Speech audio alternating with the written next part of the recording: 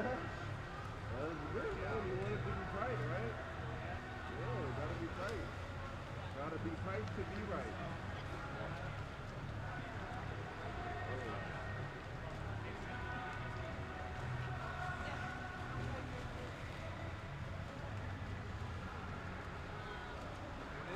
Good morning, brother.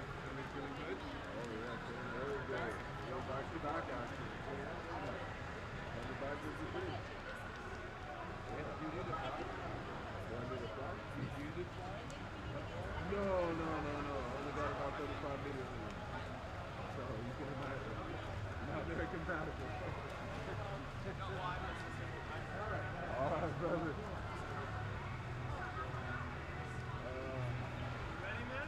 Oh, I'm ready as it gets, man. Maybe I'll be able to white off for this replay. I'm not doing the backstroke though. Ah, come on.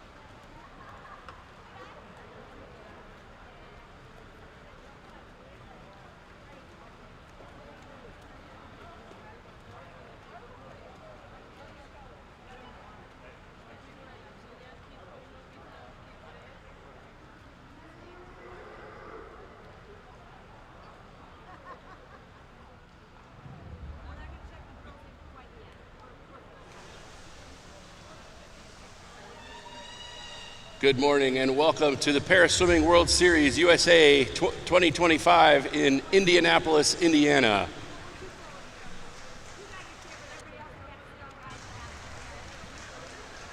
Our first event this morning is the men's 100-meter backstroke multi-class. There are 5 heats.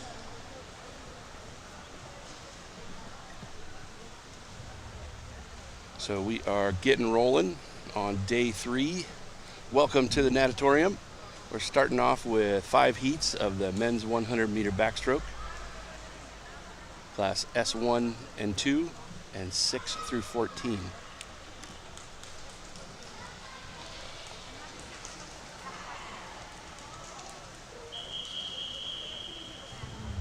Heat 1. If you haven't tuned in before, you're going to get the multiple personalities of Coach John. My name is John DeSleer.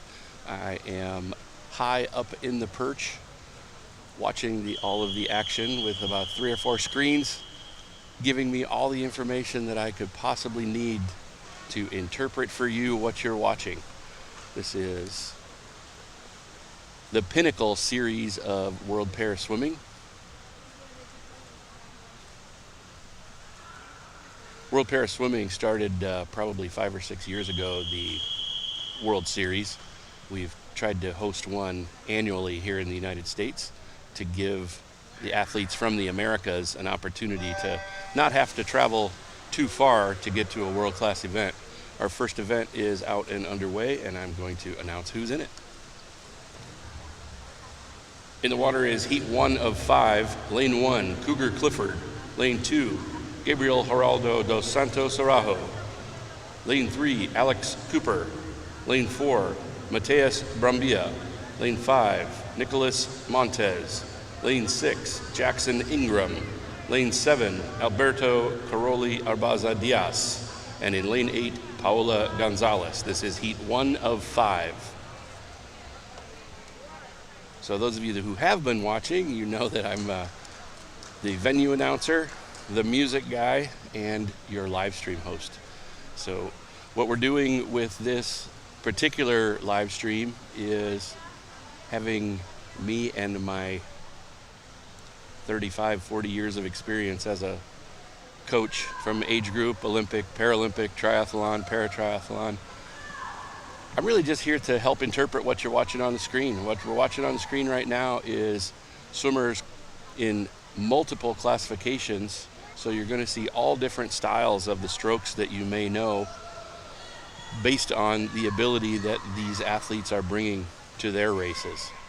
Right now, out in front and winning Heat 1 in lane 4, that is Mateus Brambilla from Brazil. He hits the wall in a 130.08. He was entered in this event at a 146. So that's a big drop if that's his best time. Next to him in lane 5 is Nicholas Montez from Mexico. And Nicholas swam that. Actually, Nicholas was third in that heat. He was 139.2. 139.1 just before him was Paola Gonzalez of El Salvador.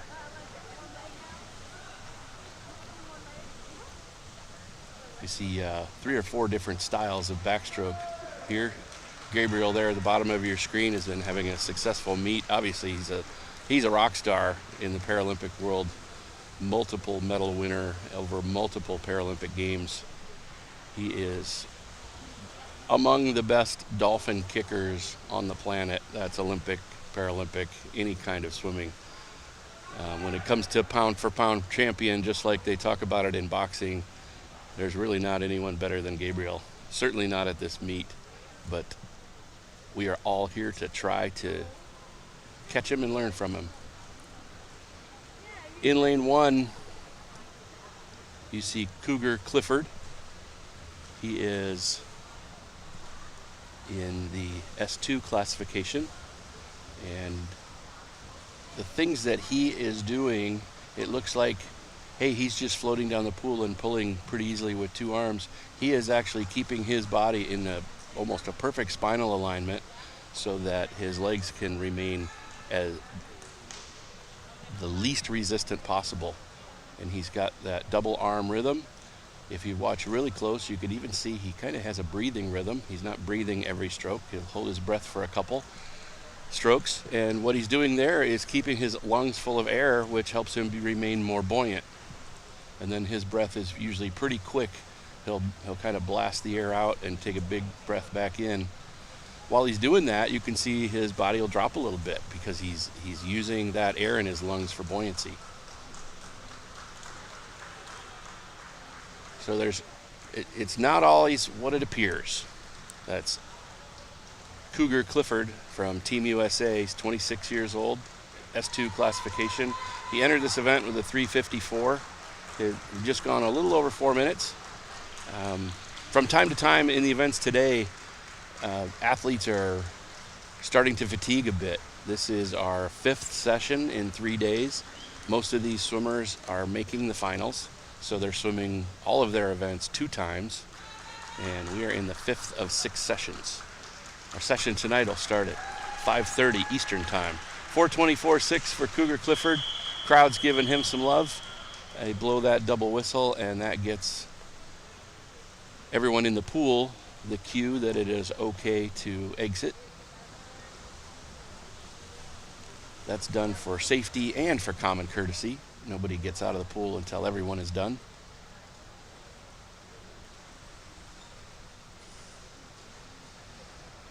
Great backstroke turn there. Just outstanding. See how close that finish is. And then everybody's coming in. Breathing hard, breathing heavy. That's always a coach's good sight when your athlete can't talk because they're trying to catch their breath. Then you know they gave everything. Heat 2 is up next. Got swimmers from all around the globe. Swimmer lane 1 from Uganda, a couple swimmers from Mexico, Canada, Chile. People are coming from far and wide to the U.S. as we are preparing ourselves for LA 2028. Going to be just a spectacular Paralympics. Heat 2.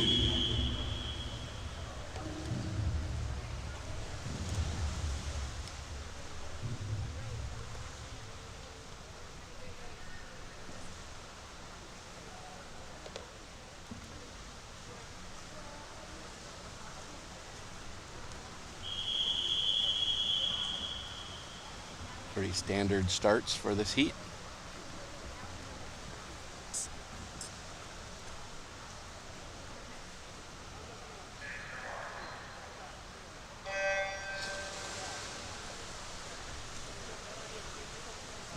In the water is heat 2 of 5 of the men's 100-meter backstroke multi-class. In lane 1, Enoch Seskatande. In lane 2, Jared Olivia Silvia. In 3, Jesus Silvestre Rincon Magdaleno. In 4, Charlie G. Michel. In lane 5, Gianni Mercado. In lane 6, Jonathan Hernandez. In lane 7, Bastian Montesinos. And in lane number 8, Logan Stephenson. This is heat 2 of 5.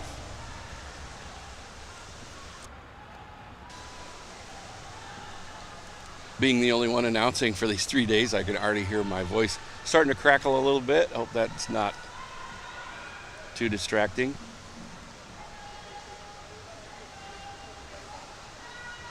Solid race in lane 5, 6, and 7. In lane 7, that is Bastian Montesinos. Swimming here from Chile. Gianni Mercado has picked up his pace. He's got a little bit faster kick going and moved ahead in lane number 5.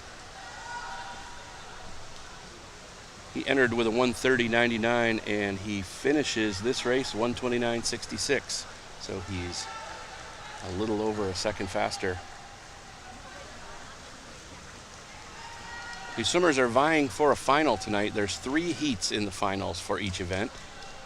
The first heat is the A heat. That is the 8 highest World Para Swimming point scorers from the morning session.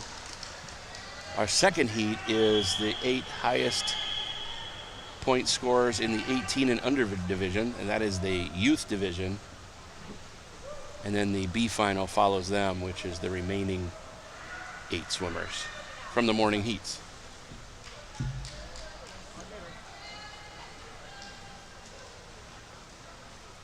They turned pretty close together, and then Gianni Mercado took over the heat with about 25 meters to go for his heat win. I mentioned the point scores.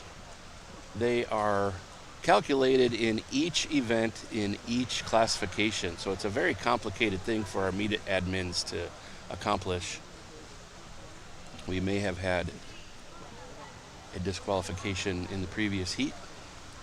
If so, I'll need to announce that, and then they have time to come over and get an explanation. There was a disqualification in Heat 2, Lane 1. So in Heat 2, Lane 1, there was a disqualification in that. Could have been a stroke infraction. I don't think there was a false start in that heat. Heat 3.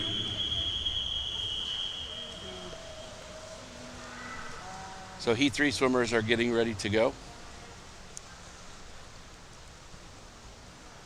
I will begin to find my rhythm of what you're seeing on your screen. I have a mess of screens in front of me, and I have messages being sent up from the administrative table, so I need to hone my focus in on talking about what I'm supposed to be talking about here, and that's these racers.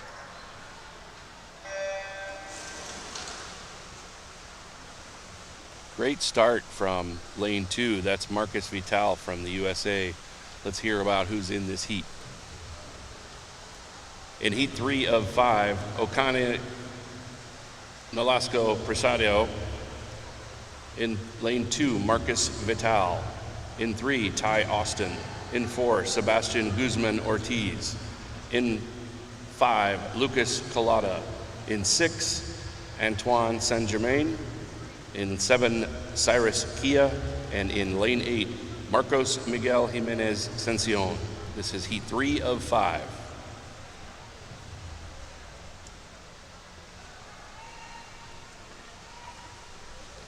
So it usually takes me that first 50 meters to get through everybody's names.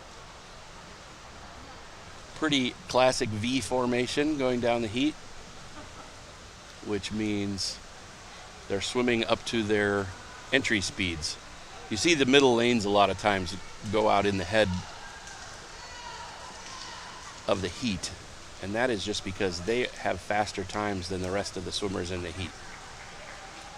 Lane 4 is the fastest seated swimmer, and he comes through.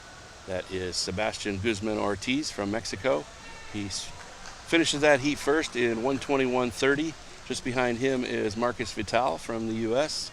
in a 1:22:96. Third of that heat at 1:25:79 is Antoine Saint-Germain.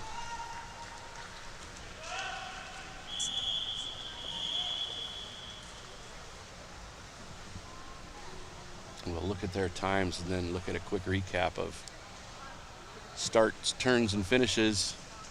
We've got some points there. What I was referring to before, so far, Gabriel from Brazil has the most points. He may not have swum faster than everyone else, but the points that he scored against the world record in his classification has him actually as the fastest swimmer in the meet so far, relative to his event and classification.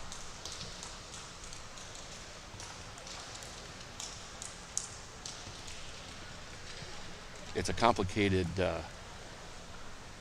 equation if you ever see the equation, but we have that in our database, and our grade administrators are able to call it up at the end of each heat. Heat 4 is pretty filled. We're going to start to see a little bit faster swimming now. We might get under 1:10. Heat 4. We'll probably see at least one swimmer under 1:10 here. Cameron Chambers from Canada is entered at a 1:07.4.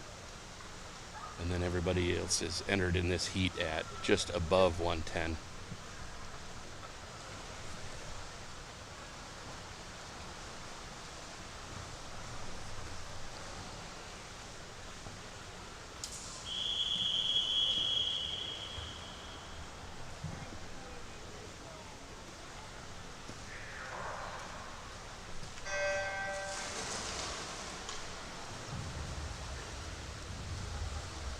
This is heat 4 of 5 of the men's 100-meter backstroke. In lane 1, Evan Weirville. In 2, TJ Donnan. In 3, Juan Antonio Ruiz Asensio. In lane 4, Cameron Chambers. In 5, Carson Bruner. In 6, Jamal Hill. In 7, Talisan Enrique Glock. In lane 8, Isaac Barton. So he's living up to that 107. He's out in a 33.3. That should put him right around 107 or a low 108. That's Cameron Chambers from Canada.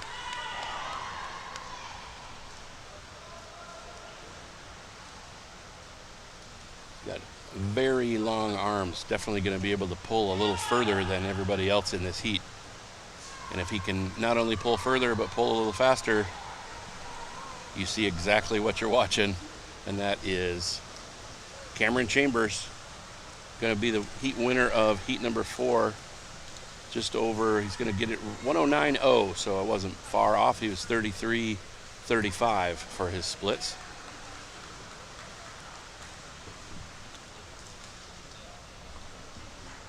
But as I was just reminded how good I am at predicting times.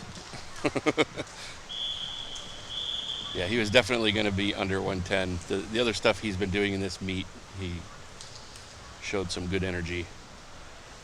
And he came through, made me look good. I appreciate it, Cameron.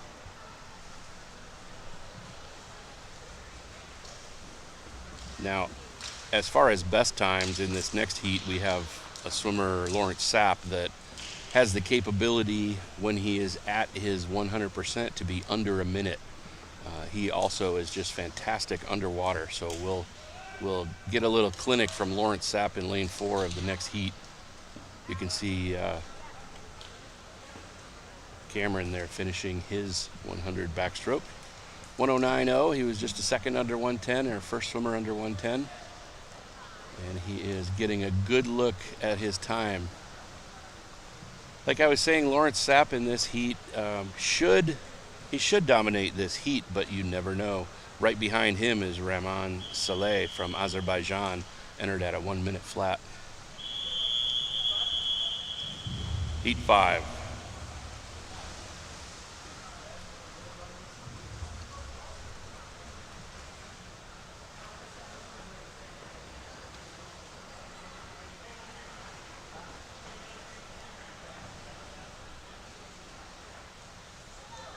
So the athletes have, you see those two black straps going down into the water. His toes are actually on a little ledge.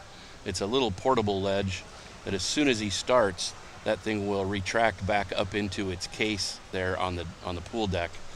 A lot of swimmers are coming to this meet and using this type of wedge. They call it a backstroke ledge or wedge. It's the first time some of them are using it, and it's a little complicated. See, he took his toes off of it and it recoiled right back up into its box. I think there's an athlete having a little trouble getting his ready to go, so the officials took a little break.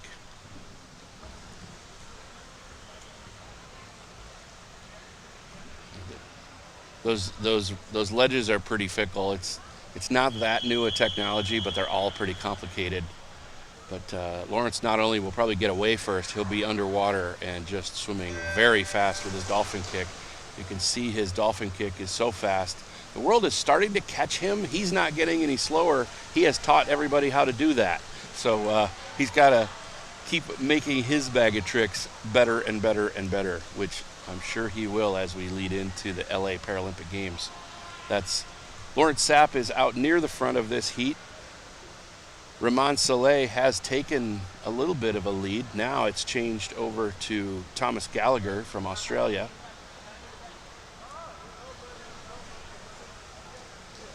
Thomas didn't have quite as good a turn as he had a first 50. Now Rahman Saleh from Azerbaijan has taken the lead of this heat.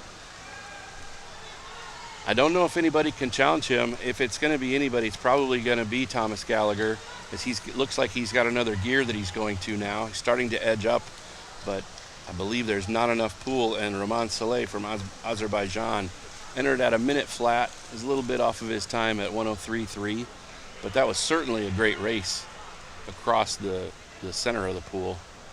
Finishing 8th there in his heat is lane 1. That's Trevor Lukasco from the United States. Trevor may not have hit the pad hard enough, or that pad didn't fire, that touch pad. There's electronics in the pool.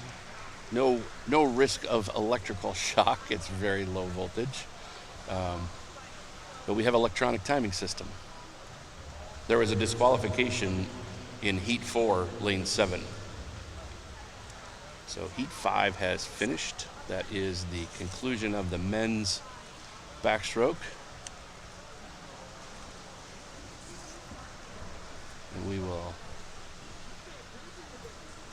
check out how much it's going to take to be able to make that final.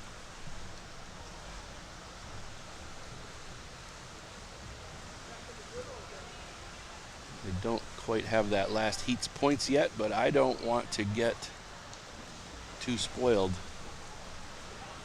Our top scorer right now is right 823 points, all the way down to 513, but I think a few guys from that heat definitely moved in.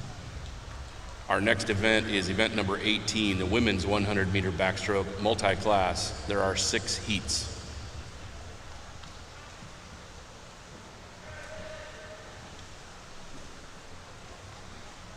We are actually running a little ahead of schedule. So that's just great teamwork from the meet admins. Keeping the heats going one after another.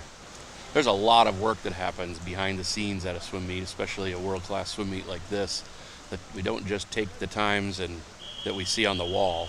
Those times are scrubbed by comparing them to the backup times. Heat 1, comparing them to the backup times, there's 2 buttons that the timers push at the end of the race. Those are averaged, those 2 times in the computer. And if that time falls within the tolerance that is accepted in the rules to the electronic time from the pad, then that pad time stands. If not, they will also look at watch times that the backup timers are using. So it's a pretty complicated process. It takes a lot of people to process that, and a few great people to process it accurately. Looks like Lawrence Sapp may have the highest point score from the previous event. Right now in lane 5, that is Isadora Donoso from Chile out in the lead. This is heat 1 of 6 women's 100-meter backstroke. In lane 1, Virginia Hernandez Gaspar. Then 2, Maria Fernanda Paz Vasquez. In 3, Lily Dobson.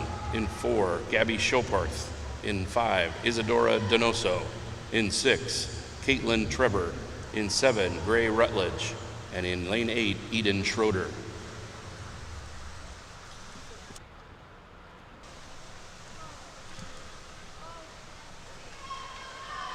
So Isadora Donoso is way out in front of this first heat. She is here all the way from the South American continent in the country of Chile. Chile played incredible hosts in the Pan American Games just 2 years ago. I was able to be there for the Pan Am Games with Team USA's karate team as their sport director. They were an incredible host, and that was a great swim by Isadora Donoso from Chile. 1:56.8 was her entry time. She was at least 10 to 15 seconds faster than that. Like I was talking about the touchpads sometimes not getting a reading. They didn't get a reading on her finish, though she did finish first. So the time that you're going to see for Isadora is not correct. She was in the high 130s. Not 154 that shows up on our board. It's not always accurate. Every time we show you any times or scores on your screen, those are unofficial. Those are the ones that happen at the time they're swimming. And then, like I said before, those have to be scrubbed by all of our meet administrators. Lane 1, that's Virginia Hernandez-Gaspar from Mexico. Just finishing her swim there in lane 7, that was Gray Rutledge from Team USA. She looks pretty happy with that swim. It's always great to see a big smile after a race. Back over to lane 1 and Virginia Hernandez-Gaspar from Mexico. She is in the S2 classification. So what she is doing in her stroke with her head position, she's keeping a look on the lane lines so that she knows she's swimming in a straight line. And no, she's not pulling on the lane line. Her hand's sweeping underneath it.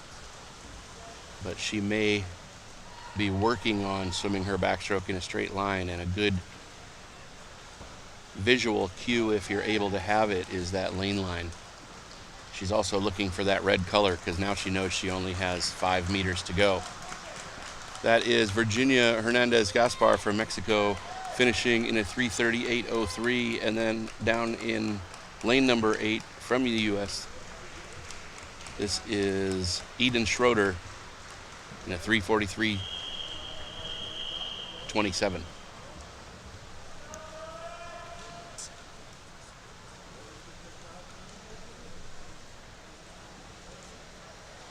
Heat 2 on paper is close to tied across the board, so we'll see how accurate those entry times are. As I've always told my swimmers when they get a little nervous before a race with people that are close to them in time, that heat sheet is only a record of the past. It's up to you to rewrite your future. So we'll see how these ladies rewrite their 100 backstroke times. We'll probably see 144 to 148 in the middle lanes, and then out to the 150s maybe in the outside lanes. But lanes 3, 4, 5, and 6 are all entered at nearly the same time, so we'll see if that's a good preview of what they're going to do in this race. So far, Gray Rutledge has the highest amount of points at 553, but it is very early in a pretty big event. There's 6 heats of this swim, and we're just about to go on to the points that I was talking about before. So these point scores are a calculation of their time within their classification.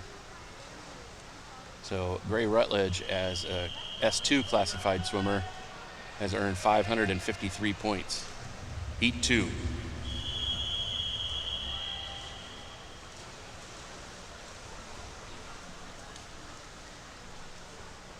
So there's 3 sets of whistles in a backstroke race. One is to step forward.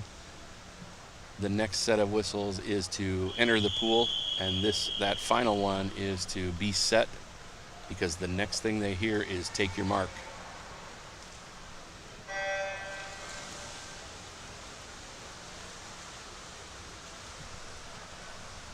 Should be an even race. In Heat 2 of the women's 100-meter backstroke, Lane 1, Samantha Griffin. Lane 2, Mia Clark. Lane 3, Carla Francesca Bravo Gonzalez. Lane 4, Incy Belen Wendoli Villegas Perez. In Lane 5, Elizabeth Harris. In 6, Dylan Klink. In 7, Katie Johnson. And in Lane 8, Yarly Robles Gonzalez.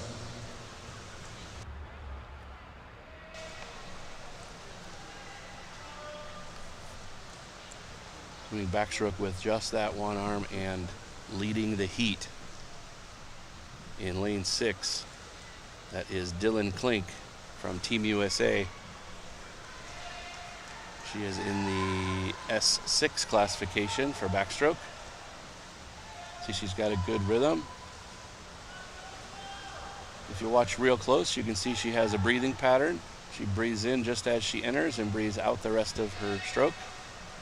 That's important because that helps your stroke rhythm as well if you have a breathing rhythm. Swimming is definitely a rhythm type of sport. In the sport of swimming, we call the rhythm tempos, and we judge them by how many stroke cycles per minute. So one complete stroke cycle would be both sides, or if you're just swimming with the one arm, one complete rotation. Challenging her in lane 2, but it's not going to be quite enough, is Mia Clark. And it was enough. It was Mia Clark at 1:43.41 and 1:44.6 for Dylan Klink. Outstanding last 5 meters from Mia Clark, going from second at the hips to close to the heat winner. There was a disqualification in heat 4, lane 7 of the men's 100 backstroke.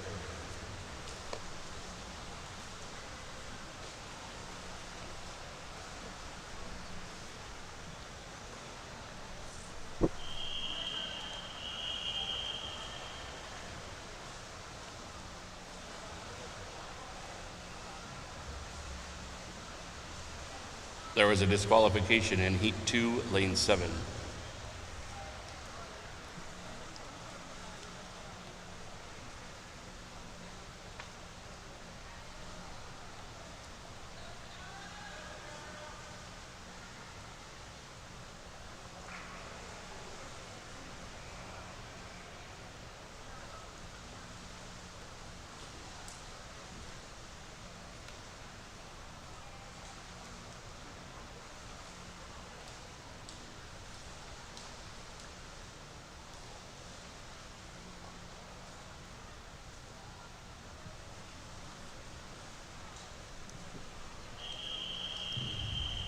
Heat 2.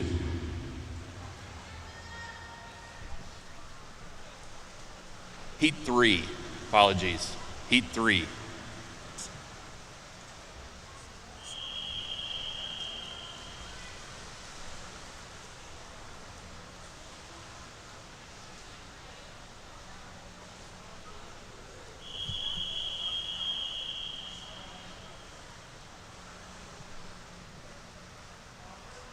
I'm finding my multitasking abilities as the meet goes on is starting to fade. I hope I can make it through the day.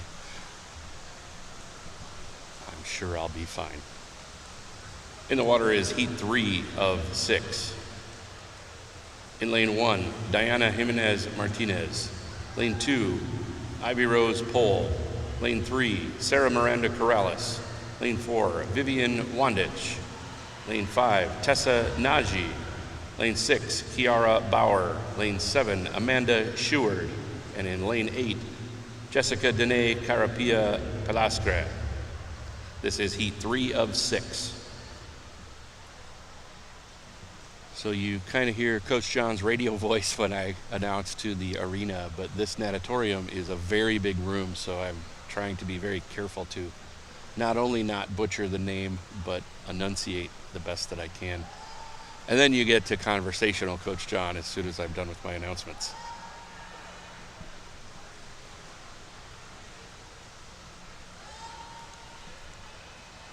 Well, out in front, you can see how big this room is. There are definitely seats available if you're in the Indianapolis area. Well out in front of this spread out heat in lane 4, that's Vivian Wandich from Team USA. She's a S10 classified swimmer. If you want to learn about the classification, the best place you can go is World Para Swimming and navigate yourself to swimming classifications. I could explain it, but I'm a bit of a visual teacher. They have got outstanding graphics on that website, and I believe there's links and even some of the graphics available at teamusa.org across all of the Paralympic events. Each sport has their own set of classifications, as bodies are different not only across a swim, but across different sports.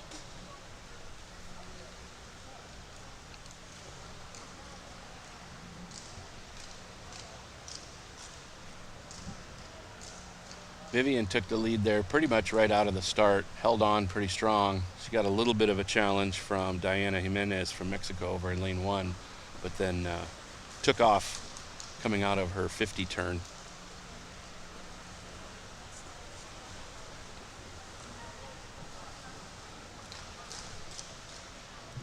There is a disqualification in event 18, heat 3, lane 2. You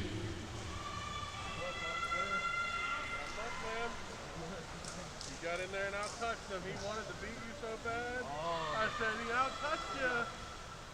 This close. He out-touched you. This close, man. This close.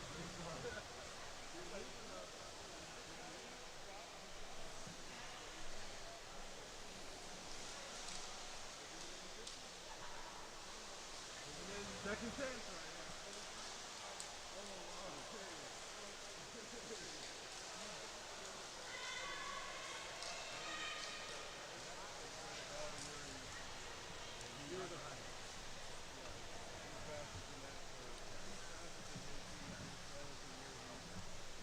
Little dead airspace. I was texting back and forth with our meet administration table. They send me the disqualification information.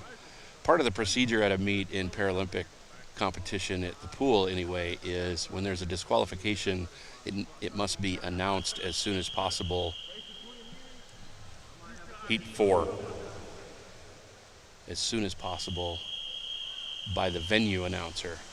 So I know it's not necessary information for you watching on your device.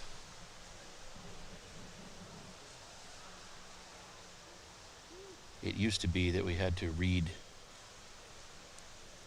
this long sentence that told you which rule number exactly and precisely what was broken.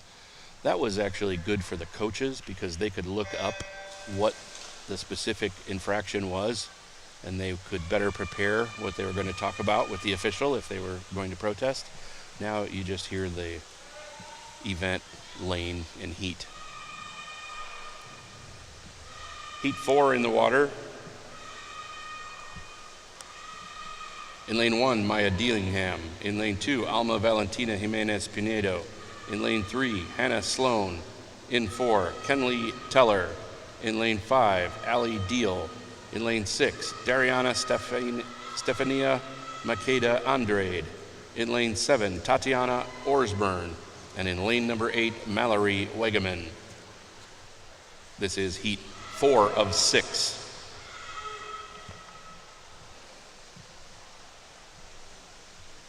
So we've got some well-known Paralympians in this heat, including Mallory Wegeman there in lane number 8. You may have seen her on the network broadcasts in the U.S. for some of the Olympic sports and some of the Paralympic sports, while she was also an athlete in Paris. She is ramping up her training to stay in top shape along the way in the journey to LA 28. Going to be the best Paralympic Games you've ever seen. Finishing first in that heat, heading towards her Paralympic dreams, that's Ali Deal from Canada in a time of 1:26.23.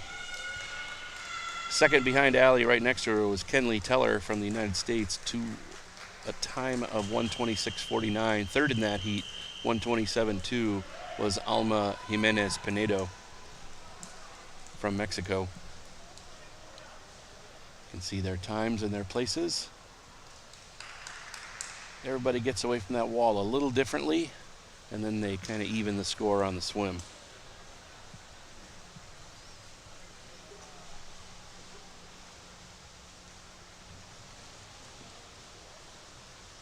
These are multi-class races, so it's a much more not only efficient way to run the swim meet, that lets multiple classes race each other. So somebody who's say an S8 and an S9 in the old days never got to race each other. Heat 5 never got to race each other.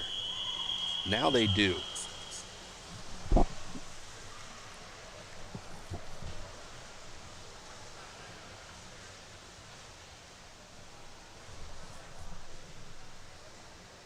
Pretty loaded heat here as far as Paralympians. You had Jessica Long, Julia Gaffney, multiple medalists out of Paris in this heat. Some of our younger swimmers are having quite better time drops in this meet, throughout the meet. For some of them, this is their first international competition, and they are dropping time more often. A lot of our seasoned veterans took some time off after the Paris Paralympic Games, and once the new year rolled around, they kind of had that, everybody has that wake-up call of, uh-oh, there's some meets coming up. I got to get myself back to the pool. So some of our veterans are just easing their way back into their swimming. And some of them are still toiling with the decision to keep going or to transition into abnormal life. A lot of people call it normal life when you leave your sport. I think it's abnormal life because it's not your normal. It can be a smooth or a tough transition. That usually is a smooth transition based on the people you surround yourself with. If you try to do it alone, it's a much tougher journey. So for those of you that are making that decision or have made that decision, good for you. You do what's best.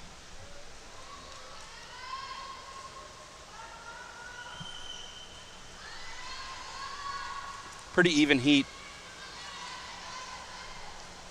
Lanes 3, 4, and 6 with lane 6, that's Casey Freeman out in front from the U.S. I know I didn't announce all the swimmers in this one because I was babbling on about unsolicited advice about what to do with your career.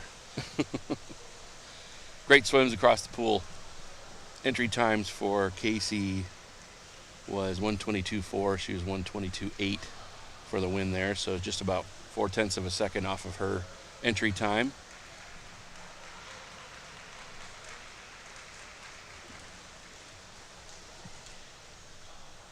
This next heat will be our final heat. There was a disqualification in event 18, heat 5, lane 6.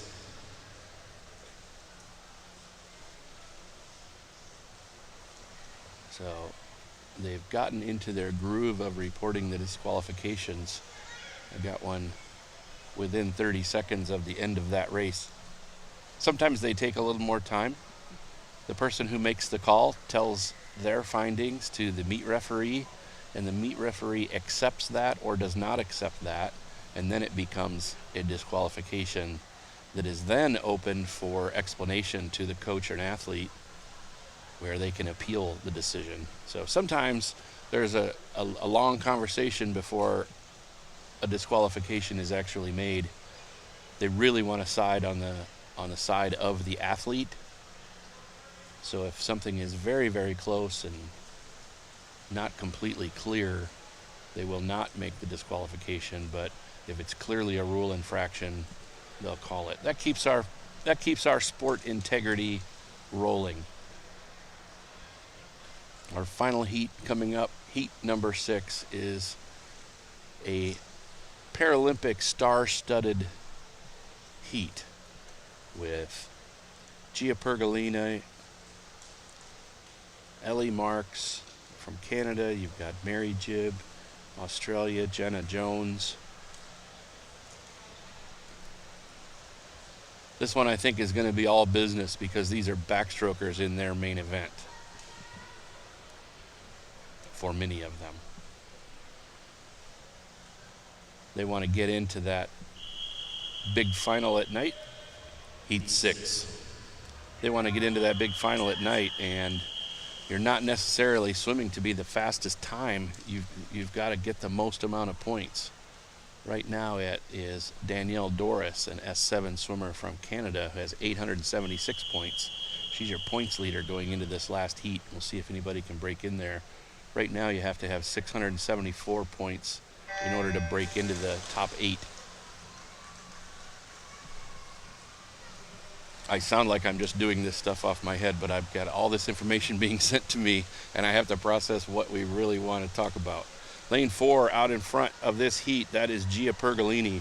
She did this last night as well. She has got always able to bring early speed to her races. She got just slightly touched out last night in one of her swims, but she led it for probably the first 95 meters. But now we're talking about her event in her home nation, and I don't think anybody's going to come close to Gia Pergolini in this swim. Her entry time is 1:04.9.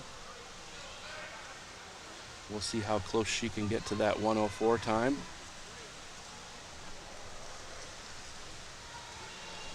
Boy, she just looks fantastic out in front of this heat. And then you see everybody else is racing for second and third. That's Gia Pergolini in lane number 4 at a 106.7, just 2 seconds off of her entry time. Maybe not putting the hammer down all the way, possibly being pretty confident that she can get into the final.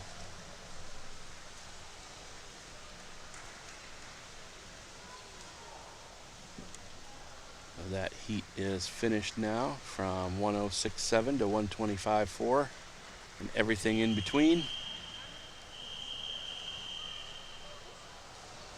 But Gia was 32.33 for her 50s for 106.7.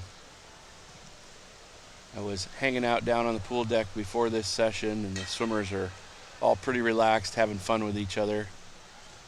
But when that beep goes off, it's all business, and Gia Pergolini really got down to business in that heat. She was already 5 meters ahead of her the entire heat going into the turn, and almost doubled that at the finish for her 106 and first place finish.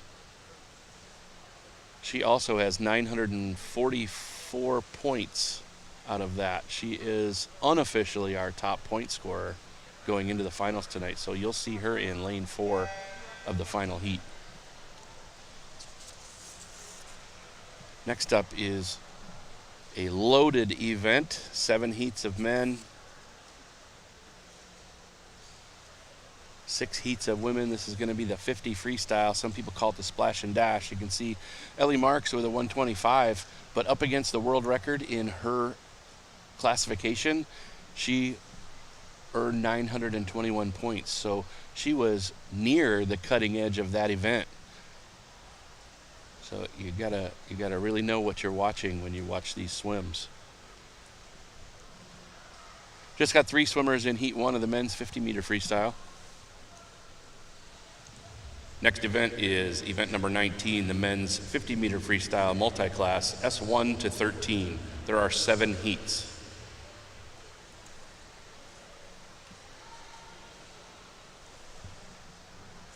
Cougar, Gabriel, and Dylan. These 3 guys have been outstanding so far in this swim meet in their classifications, making a lot of finals. Heat 1, making their finals in everything they swim. And I can tell you, you can say, well, yeah, there's just 3 of them in their class, but this is a multi-class event. They're racing up against the relative world record in their sport classes. That's why they're making those finals. So some swimmers are going faster, but they're not going fast relative to their sport class. So they may not achieve a final, whereas these guys are doing it from event to event. That's Gabriel out in front from Brazil, and next to him is Dylan. Dylan broke some records earlier in the meet. Gabriel's been collecting a lot of hardware. In lane 3, Cougar Clifford. In lane 4, Gabriel Dos Santos. In lane 5, Dylan Mazie. So it looks like Dylan is starting to approach, and he would really like to beat Gabriel. That's a legendary thing, because Gabriel is a legendary Paralympic swimmer. So he's fighting his way up there. They're in 2 different sport classifications. Dylan is in the S3 and Gabriel is an S2. But what a close finish. Gabriel Dos Santos, 58.35, 58.49 for Dylan Mazie. We'll see how those stack up as the event goes on. But still in the pool, still swimming, Cougar Clifford. He's just past halfway, got about, say, 20 meters to swim. Strong, steady. See, he gets that big bite of air, fills up his lungs to the best of his ability. Now, I don't always talk to swimmers about holding their breath because I want them to keep breathing, but his is a matter of technique. If he can get a big breath of air and fill up his lungs, he's going to be more buoyant. If he's more buoyant, then he's more efficient. So everybody's doing what's best for them. There was a disqualification in event 18, heat 5, lane 6. There was another disqualification. When you get into the backstrokes and the breaststrokes, there's a lot more things you can do wrong than freestyle. So we'll hear about more. 206.17 for Cougar. entered at a 1:46. So these guys will take some time to get out before we call up heat number 2. See a start here. We've been watching Gabriel start from in the water, but now he gets to get under and get that dolphin kick going. He gets about maybe 3.5, 4 feet deep, where he's actually faster at that depth. And in that event, he did not finish using his head on the touchpad. He reached over with his shoulder. Almost a full heat in this second heat.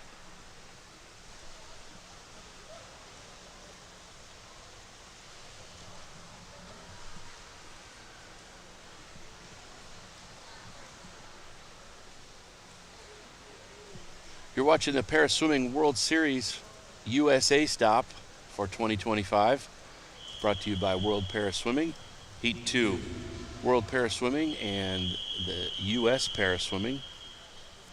Ultimately, the United States Olympic and Paralympic Committee is your host.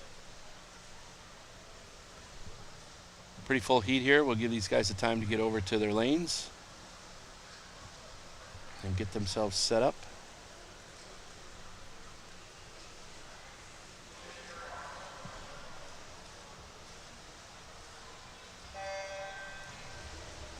In the water is heat 2 of 7 of the men's 50-meter freestyle. In lane 1, Aldo Arteaga Perez. In lane 2, Jackson Ingram. In lane 3, Hubert Podorski. In lane 4, Enoch Seskitende. In lane 5, Paola Gonzalez. In lane 6, Ahmad Moham Hashad. And in lane number 7, Nicolas Guevara Montes.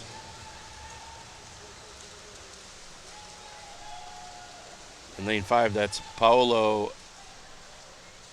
Gonzalez from El Salvador, your Heat 2 heat winner.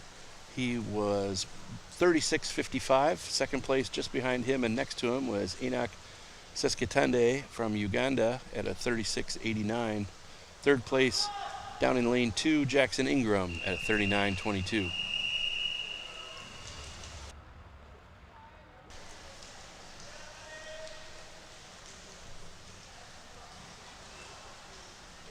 Lots of action going on. We're going to be going till about noon Eastern, so we've got a little over 2 hours left of swimming. 44 total heat races today.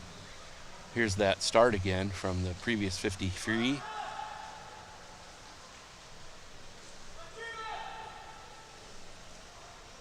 You see Enoch Siskatande get away early, but then Paolo picked up the speed, picked up the pace, and took the win. Good swim for the whole heat there. Most of them faster than their entry times.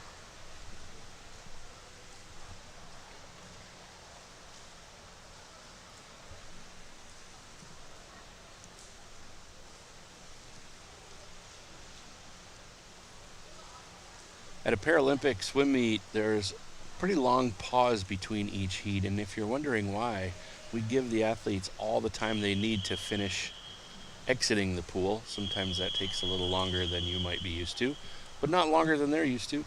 Heat 3.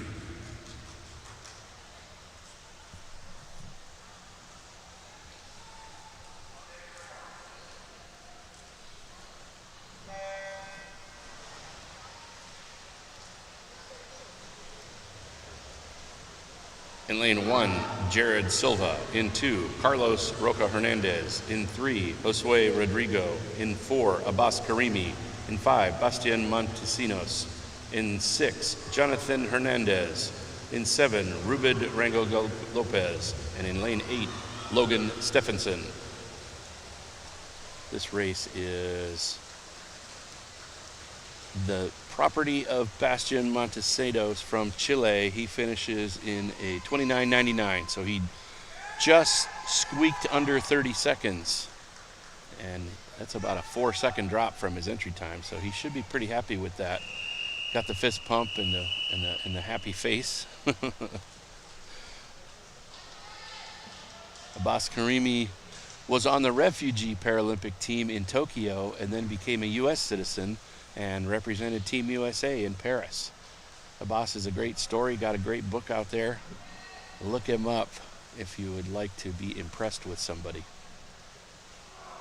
Right now that heat's making their way to the side of the pool. Abbas was there in 5. He's also dolphin kicking the entire swim, going up those against those guys doing full-on freestyle. It's pretty impressive, getting down the pool with just a kick. Heat 4.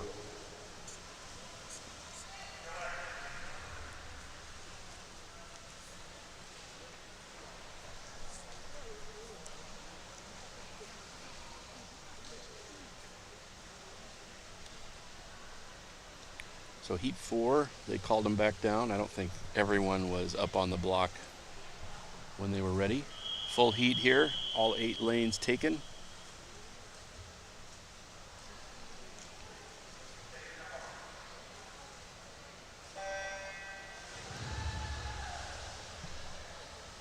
This is heat 4 of 7. In lane 1, Noah Thomas. In 2, Marcus Vital. In 3, Okani Nolasco Presadio. In 4, Evan Weirwill.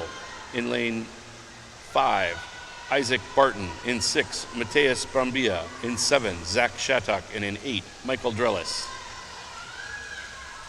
See, these guys challenged me to get through all the names before they get down the pool. Quick 4.512. 30.6 for Evan Weirwill, and Isaac Barton was just behind him in 30.76. As we get in some of these later heats with multiple names, I'm going to see if any of these heats beat me to the competition of getting through their names. I hope they do. That means they're swimming fast.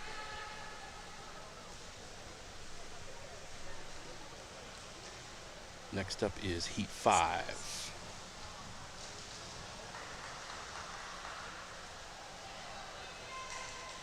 So for the most part, I'm going to let you watch the 50s because I'm going to be finishing with their names when they have anywhere from 5 to 10 meters to go. So you just enjoy watching the races.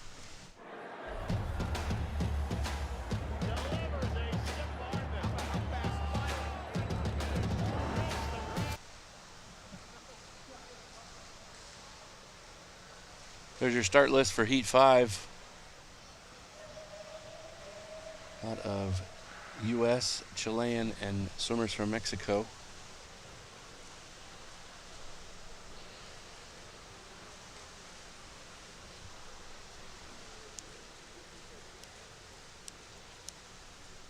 Not sure the delay. Sometimes it's equipment, sometimes it's administrative. Heat 5.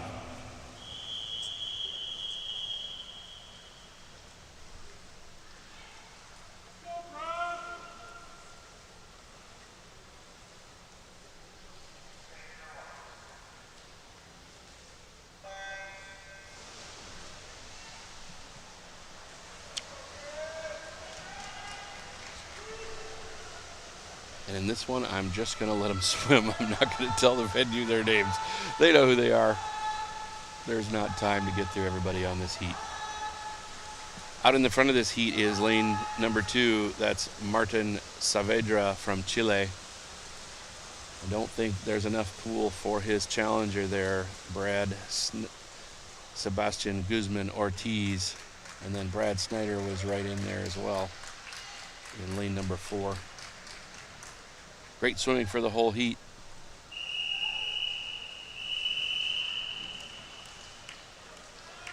Martin Saavedra in first in that heat in 20.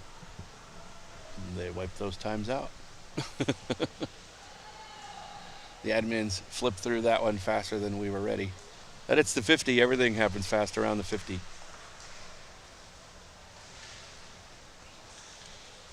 He finished 6th in this heat, but if you look at lane 4 in that race is Brad Snyder.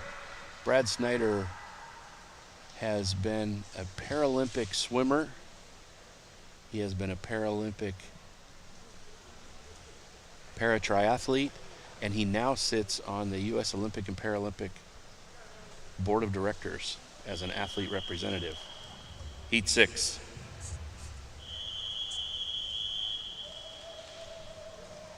And he is kind of guest swimming here at this meet. He's going to be our awards presenter tonight. So we're very honored to have Brad Snyder in our presence.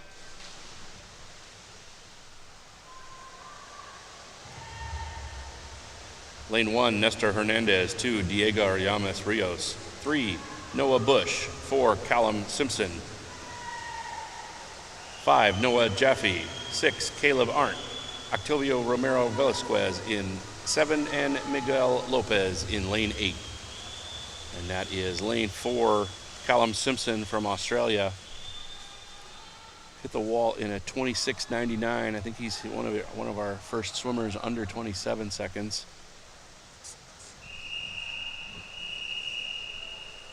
Good charge all the way down the pool for Callum Simpson from Australia, 18 years old. Swims in the S8 classification for Australia. He's come a long way for that 26 seconds.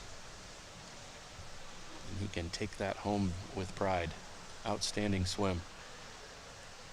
Noah Jaffe behind him at 27.62. You can see Callum Simpson there. He is already, he's at the top for our finalists so far with 1 heat to go. 962 points. 8th right now is Lucas Collada, so 727 is the amount of points to try to beat, although there are some 16 and 17-year-olds that might want to swim in that youth final tonight.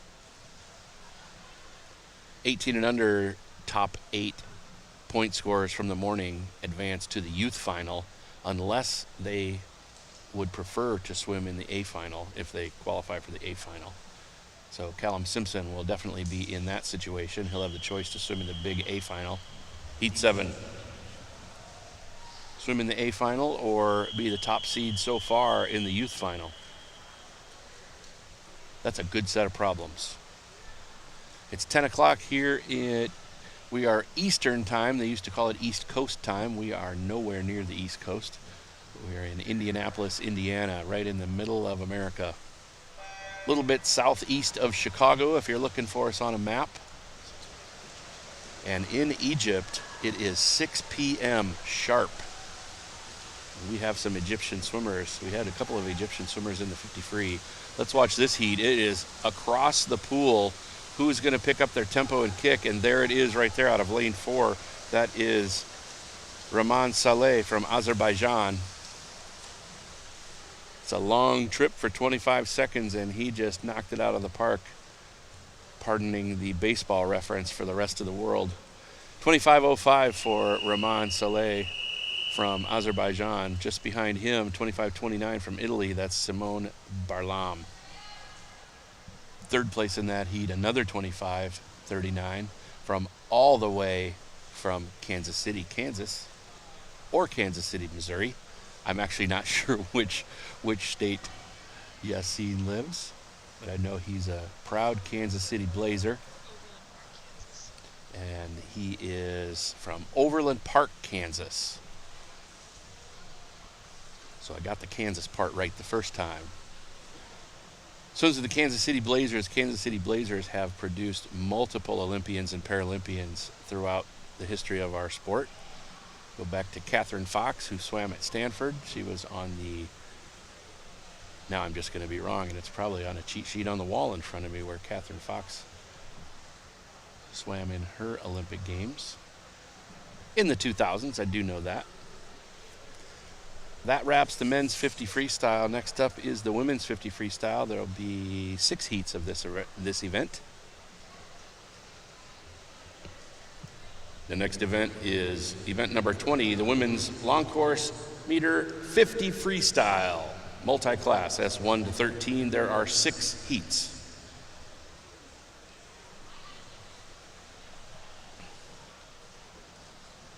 Got 6 swimmers in this first heat, and a pretty expansive spectrum of classifications, all the way from S1 to S6.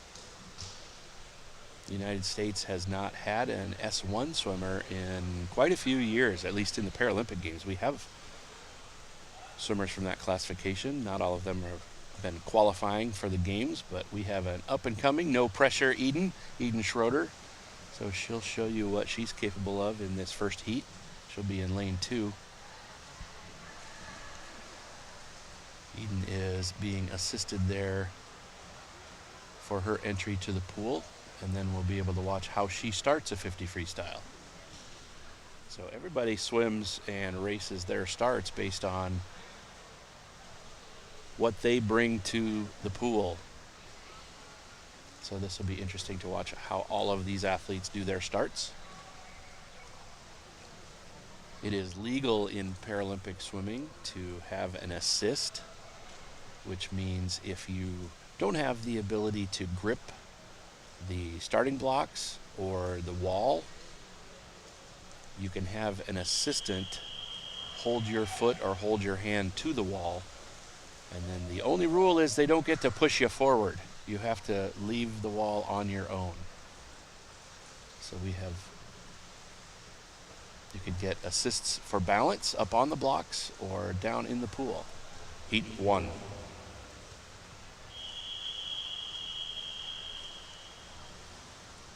That second set of whistles means the swimmers that are going to start from in the water can go ahead and enter. And we'll see.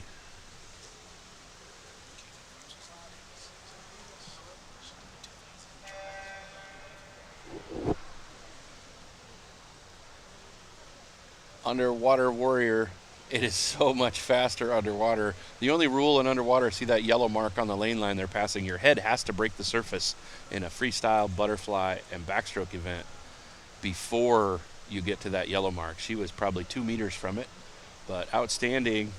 She is out in front of this heat in lane 4. That is Yaretsi Hernandez Garcia from Mexico. Just outstanding dolphin kicking. She comes up and breathes to the side. That helps her keep her head alignment in check. And Yaretsi is going to be our Heat 1 first place finisher. 49.49 is her time. Followed by our swimmer in lane number 5, Maria Fernanda Paz Vasquez. And then Lily Dobson from the U.S. in lane number 3. Lily's just 12 years old and swimming on the world level already. I think she's pretty pumped about that time. She's doing some fist pumps underwater after she looked up at the clock. So this is Eden Schroeder in lane number 2, S1 swimmer from here in the U.S. Her entry time is 1:49.52. And then over in lane 7 is Virginia Hernandez Gaspar from Mexico. That Lily is keeping it up at a pretty steady pace. 1:49, she's going to blow away, I think, by at least 2 or 3 seconds. And she hits at a 1:45.6, 4 seconds faster than her time. I was talking about Catherine Fox earlier. She was on the 96 U.S. team, and she would be very proud of Eden Schroeder swimming that 50 freestyle. You could not be around Catherine Fox and not be happy. She did not allow it. She was just energy defined. Still is. Don't mean to talk about her in the past tense. But Catherine Fox was a great teammate to have. She was not a good competitor to swim against because you had a big job ahead of you to race against Catherine Fox. Highlighting this heat, lane 3, Leanne Smith. She's already broken a couple of world records. So we'll see where she ends up in her 50 freestyle. She's entered at a time of 45.89. So we'll see where she stacks up against herself, let alone what she does with the heat.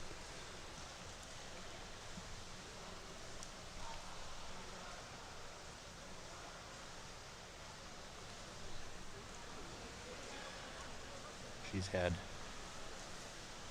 as many events as she has medals going home with her, either gold or silver, the entire meet.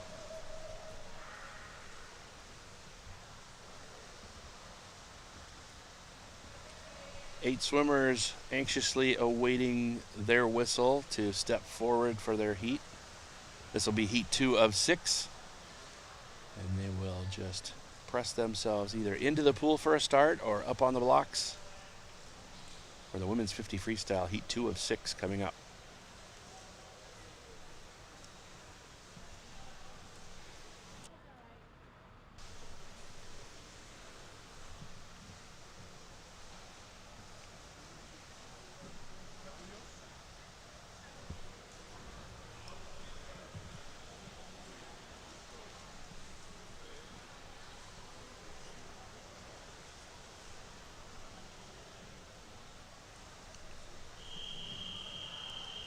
Heat 2. So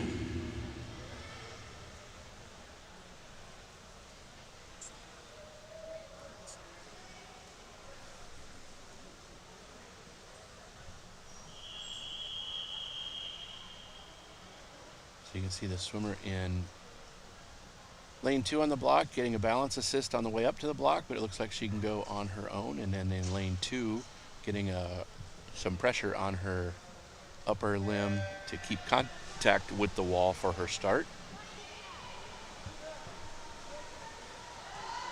Heat 2's underway. Out in front of the heat in lane number 6. That's Dylan Klink from Team USA. We'll see if Dylan can hold on there in lane number 3. Leanne Smith is challenging her.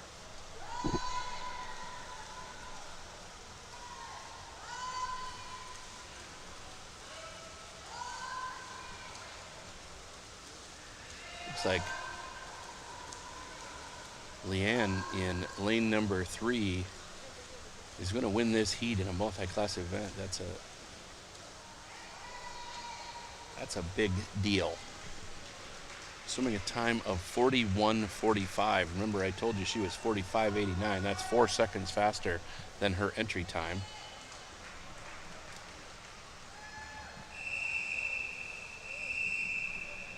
(41:45) for Leanne Smith.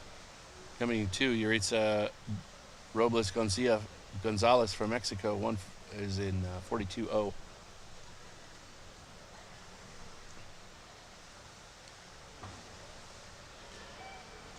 Leanne over the last year has deeply improved her rotation in her freestyle. So she's able to rotate her body right into the catch of her freestyle and engage it. 11:25. I think we're going to have an announcement in a few minutes here about a potential record that Leanne Smith just set at 36 years old. I'm sure she appreciates that. She'll let me know. Outstanding swim. That was a world-class swim. We might be talking about records here in a few minutes.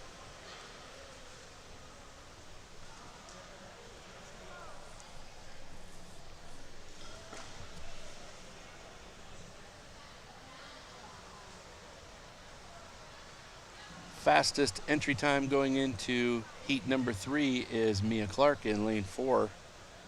She enters this with a 38:59. Ivy Rose Pole 38:78 going into this. Heat 3.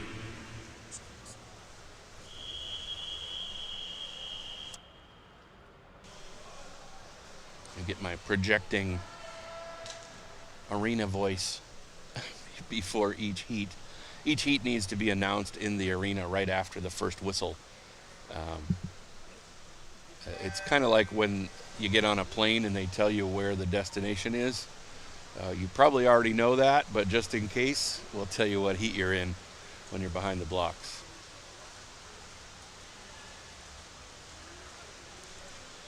Outstanding stroke tempo for Tatiana Osborne in lane number 4.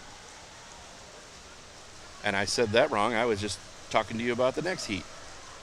That's Mia Clark, as I was just talking about. Out in front of this heat, but she is being challenged in lane 5 by Ivy Rose Pole. Ivy Rose Pole has been finishing her races just incredibly well. She's just 6/100ths behind in second place. Mia Clark, 37:64. And Ivy Rose Pole was 37:70, so she almost got herself up to that heat win. Outstanding race all across the pool, though. Leanne Smith is holding on to that points lead, as you can see. Ivy Rose was just 6/100ths behind Mia in lane 4 and 5.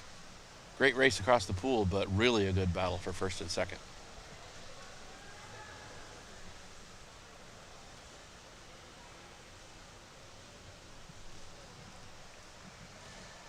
Wow, did she just blast away from the block.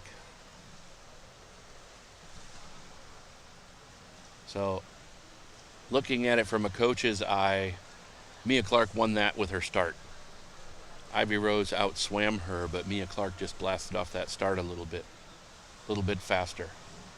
And Mia put herself in second so far, unofficially, in the points with 684. Going into the finals tonight, we take the top 8 point scorers from each event, and they are eligible for the A final.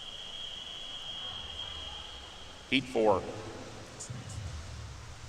They're eligible for the A final, whereas the top 8 overall 18 and under aged athletes are eligible for the youth final.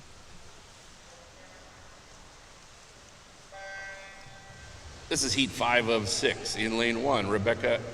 Heat 4 of 6, I apologize. Condoleezza Nymasin, Vivian Wandich, Elizabeth Ramirez Caballero, Tatiana Orsburn, Kiara Bauer, Diana Jimenez, Nesbeth Vasquez, and Ayala Tefwick. So it is 6:15 p.m. in Egypt. If you are Ayala's family and friends watching all the way on the other side of the planet in Egypt, welcome.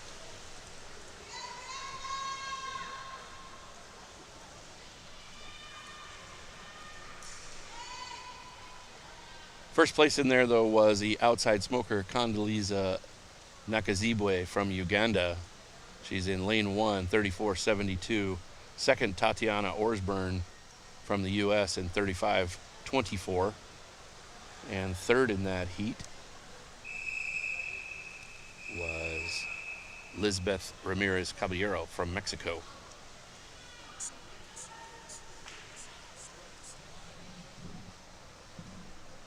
No clear leader off the blocks outside of the underwaters of your lane 7 swimmer, but the swimmers on the bottom of your screen there really took over. Condoleezza Nakazibwe led it and finished first in 34.72.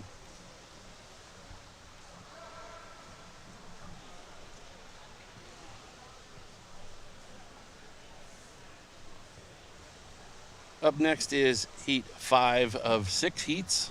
So we're going to get even faster. Gabby Farinas is your top qualifier for this heat, and she has entered this event in a 32.86. So anything under 32.8 should make her smile, and we'll see if any of her competitors can put a smile on their face and knock off the fastest swimmer.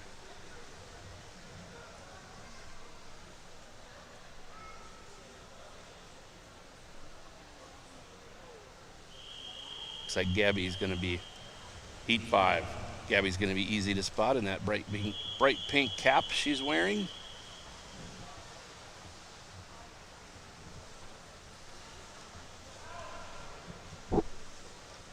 This is the first chance for some of our athletes to represent their home club internationally, and the first time they're swimming under the USA label. Lane 6 out in front, that's Husna Kukandakwe from Uganda. Such a beautiful freestyle and so balanced. She's worked so hard to build that balance. That is a combination of great coaching and great cooperation with an athlete. Good finish too. She extended long out on the left side to get to that finish. She's 32.83 and 33.1 was her entry time. So 32.83 for Husna Kukandakwe from Uganda. Second place right next to her, Kali Prashaska, 33.25. And up in the middle of the pool, Gabby Farinas, who was the top seed going in, had a 33.78.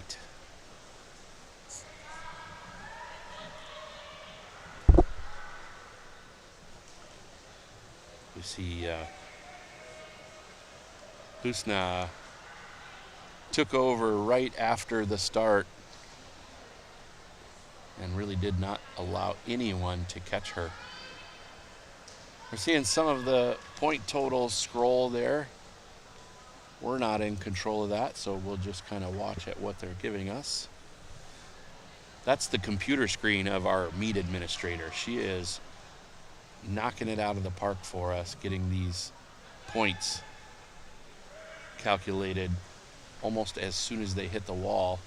Husna there, 864 points from that 32.8 in the previous heat. Heat 6. Heat 6, our final heat, is up now. So we'll see who can break into those points.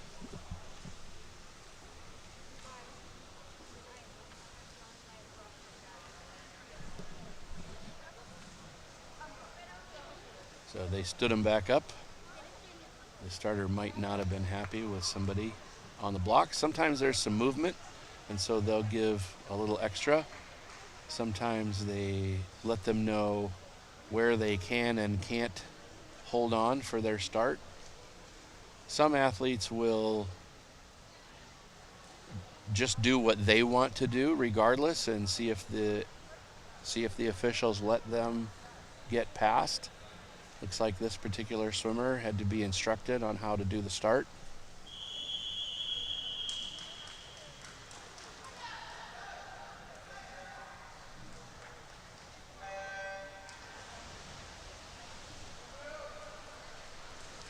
Great underwater kick by that athlete that we just saw their start get reset.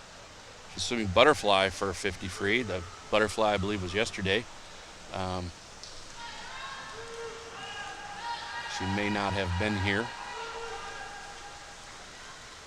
Out in front of this 50 freestyle heat, though, that is a very clear win for lane number 5, Gia Pergolini. Now, see, Gia Pergolini doesn't have to do that second lap in a 50, so we've seen her just get out and dominate early in all of her races. Well, early is the whole race in the 50, so that is a race that she loves to do, loves to dominate, and I'm sure she's smiling on the inside while she's trying to catch her breath. She was 27.90. That's our fastest time this morning. We'll see how that stacks up against the points for her classification if they scroll to the points. Once they do that, they haven't calculated them yet for this heat. Yes, they have. Wow, that was fast. Gia Pergolini now sits second going into our A final tonight.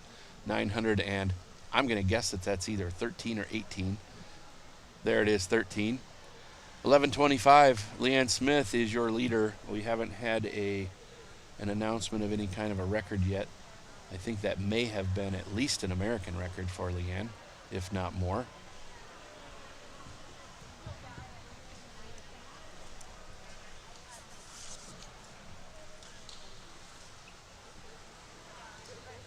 Our next event is event number 21.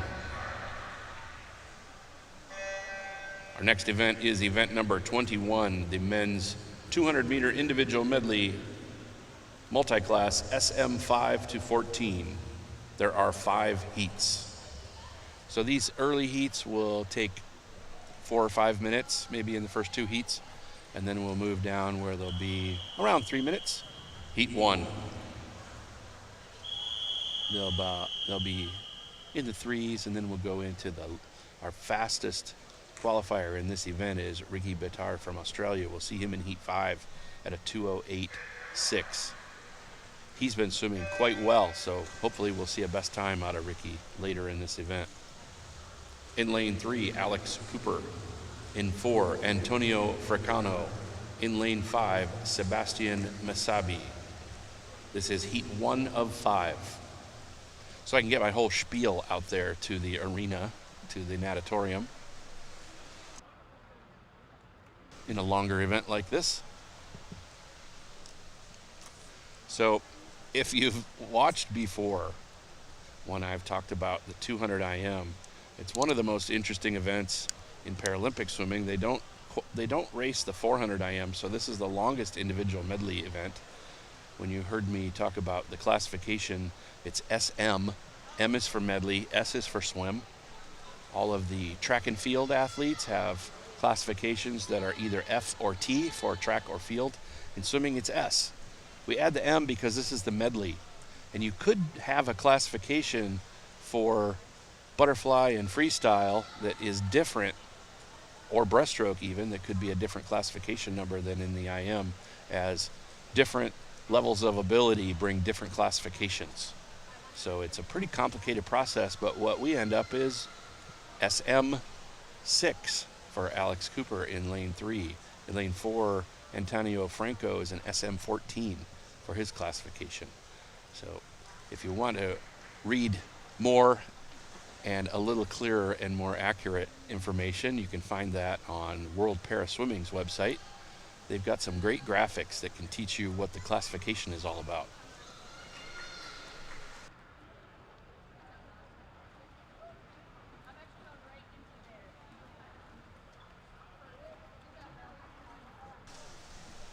This one we'll see all different styles of all 4 of the strokes. Breaststroke, the basic rule on breaststroke is you need to be symmetrical. If you do not have the ability to use both arms, then you just need to have that one arm in a full stroke, legal standard breaststroke stroke. You might just be kicking the breaststroke. Then what you want to do is make sure your head is nice and steady. A lot of the athletes that are just kicking the breaststroke, or athletes of shorter stature, a lot of times you'll see them take 2 or 3 strokes per breath. Well, that makes a lot of sense to keep their head in line. And then you get into the freestyle and the race is just on. You can't do one of the other strokes for freestyle on the IM, but in a freestyle event, you could swim any of the 4 strokes. Have I confused you yet? Well, I'm trying. Our leader here, Antonio Franco from Canada, is having an outstanding swim. I don't have anything to compare it to, as he does not have a time in his entry for this event. So he's establishing a time, at least for the season, or possibly for himself. I think he's done some IMs before. His time's 3:10:41 for those of you keeping track. We will also see some more disqualifications as we swim more and more strokes. The IM has the highest likelihood because you're swimming all 4 strokes and you've got to get all that different stroke technique correct. Finishing in lane 3, that is Alex Cooper from Team USA, swims in the SM6 classification. A fine time for him at 3:37:26. And now from Canada, Sebastian Masabe, finishing in lane 5 in a time of 3:57:20. So our first heat is finished. I'm getting word that we may have a disqualification in that heat. We'll get that announced if it is the case.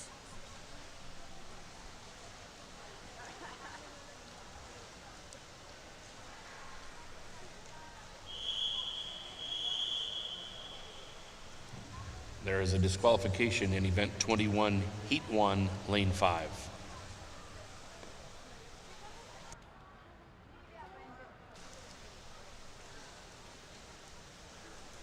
Sometimes when I announce those disqualifications, people look up at me like I did the call. I'm just the messenger. Regardless of disqualification, I'm certainly going to honor the effort of all of the swimmers.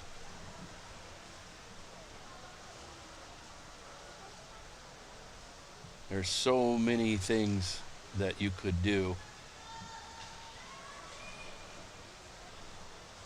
right in an IM, and it's just that one thing that you may have done. The athletes are viewed very carefully, very fairly by our officials. Officials are human, though. Sometimes they see something that, if explained by a coach, could counter what they thought they saw, and all those things can happen in a protest. So I announce the disqualification when the information is given to me, and that's a cue for the coach. They have 30 minutes from that announcement to go get an explanation, and Officially, they have 30 minutes from the announcement to lodge a protest.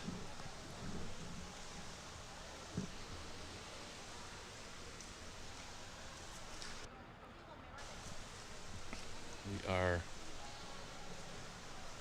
in a pause right now. I don't see any equipment being swapped out, so there could be something administrative happening.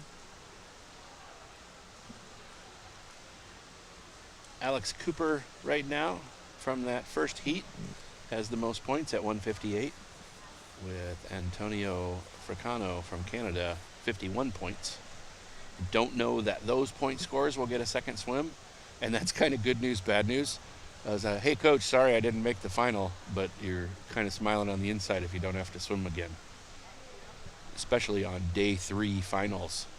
This is more than day 3 for, I would say, the majority of these swimmers. Some of them have been here since Monday, where they went through the international classification process, either for the first time or an update or a checkup on their classifications. Good crowd this morning.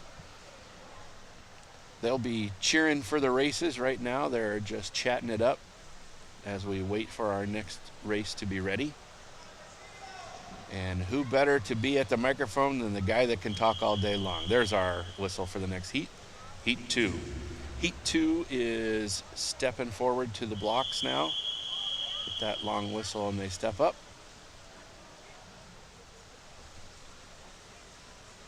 Our fastest qualifier in this heat is from Chile. That's Bastian Montesinos with a 3:27.09. So we'll see how he does against that and how the rest of the heat does against him. In the water is heat 2 of 5, men's 200 individual medley. In lane 1, Aldo Arteaga Perez. In 2, Jackson Ingram. In 3, Ruben Rangel. In 4, Bastian Montesinos. In 5, Enoch Sesquetende. In lane 6, Marcos Jimenez Sencion. In lane 7, Carlos Alejandro Roca Hernandez. This is heat 2 of 5.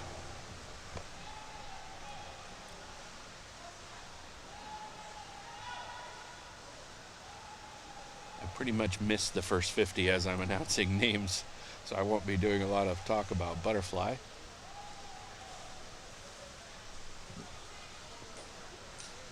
Out in front of this heat is Bastian Montesinos from Chile. One of my favorite places in the world is Santiago, Chile. It's just a wonderful place full of incredibly welcoming people. A great place to visit. This is not a paid advertisement. It's just an experience expression.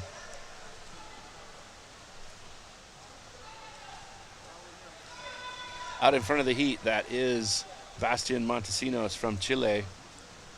He's ahead of the heat by about 4 meters.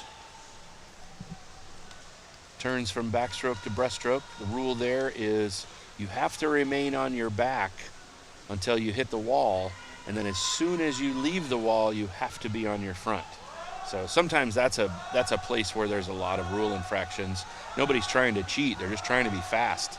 And if they're pushing the envelope there, sometimes they could turn over onto their little more onto their chest as they're going into the breaststroke before they hit the wall, or they could still be a little bit on their back when they push off to go underwater fast. So there's all kinds of things that can happen at the turns.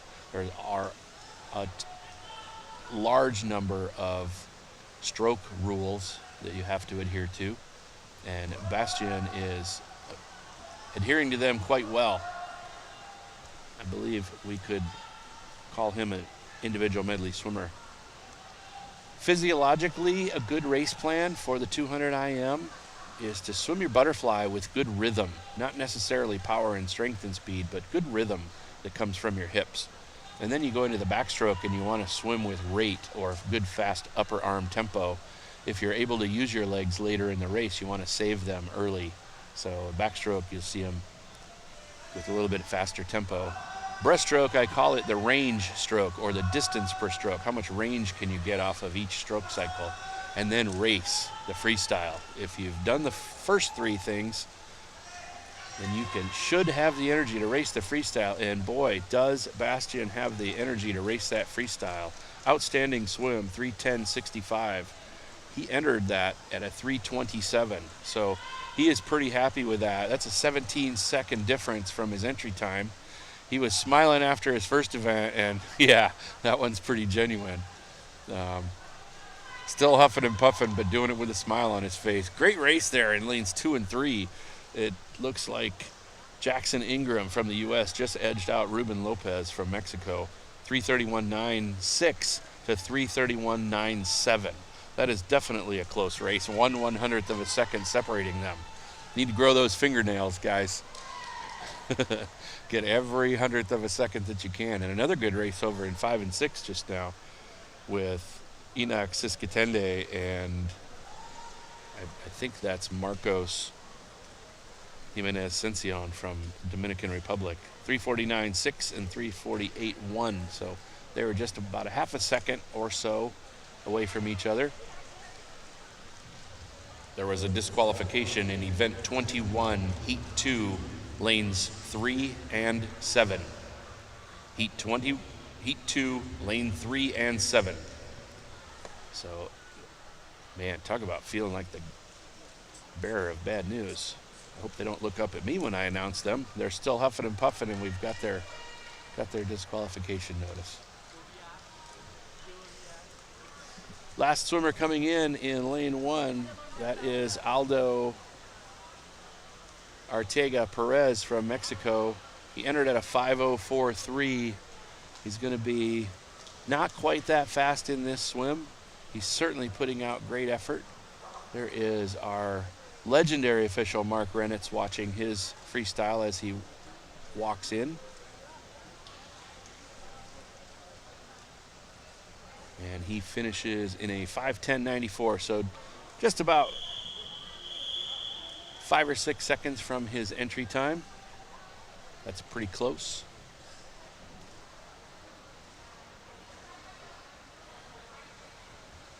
You see the butterfly. The best butterflyer in an IM isn't always the best butterflyer for the butterfly races. You're trying to put out the most speed that you can and the most efficient energy output, and that would be just by swimming with great rhythm. And then distance per stroke or range per stroke in the breaststroke.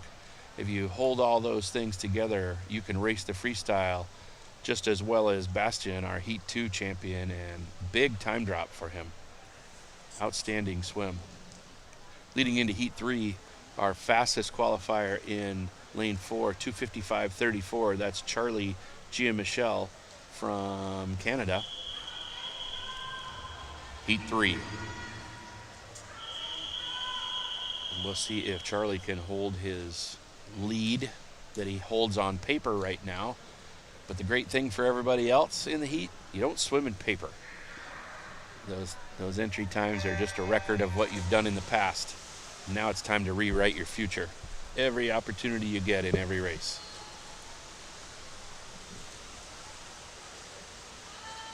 Swimming with a pretty powerful butterfly over in lane 7, that is Jared Olivia Silva from Mexico. Let's hear about who's in this heat. In Heat 3, lane 1, Josue Rodrigo. In lane 2, Ocani Patricia Nolasco Precadio. In lane 3, Diego Yamas Rios. In lane 4, Charlie Giamichel. In lane 5, Andrew Mandujano. In lane 6, Gianni Mercado.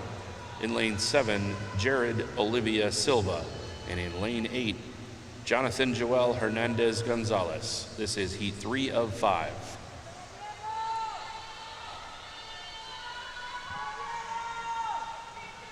So you generally don't see a lot of fast, hard kicking in the backstroke in an IM. You see that in lane 7 right now, but the rest of the backstrokers are leaning back with a good fast arm rate. I think they might be saving that kick for later in the race in the freestyle. Taking over a close lead in lane 3, that's Diego Rios. Just behind him, Charlie Giamichel. These guys are coming from north and south of here. Charlie from Canada and Diego from Mexico. They had a pretty close race. It looks like Andrew Mandujano over in lane 5 has made a big move on the breaststroke. He's kind of swimming that individual medley breaststroke of the Coach John school. That's me. He's getting all that distance per stroke. When he shoots his body forward, he gets his head back in alignment. It's almost like a throw weight, and that helps you glide forward. The further you can glide, the less you have to use those arms and pull. You can eliminate strokes. Then you can get into the freestyle here. As he turns, he's probably going to come right out pretty aggressive with his kick.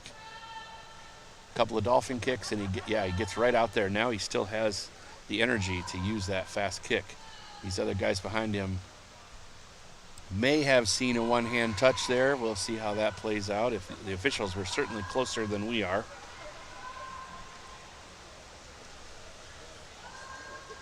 Andrew Mandujano, though, he kind of gave him the butterfly, moved up a bit in the backstroke, took over in breaststroke, and now he has that energy that I talk about to race the freestyle. So rhythm, rate, range, and then you can race. It's the 4 R's of the 200 IM. Finishing just behind him is Diego Rios from Mexico.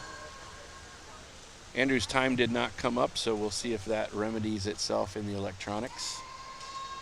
But he did finish in first by almost 15 meters.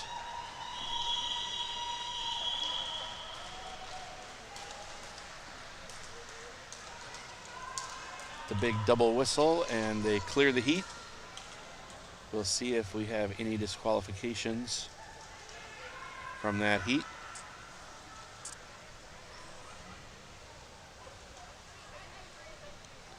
So far, so good. I'm not getting any word on anything.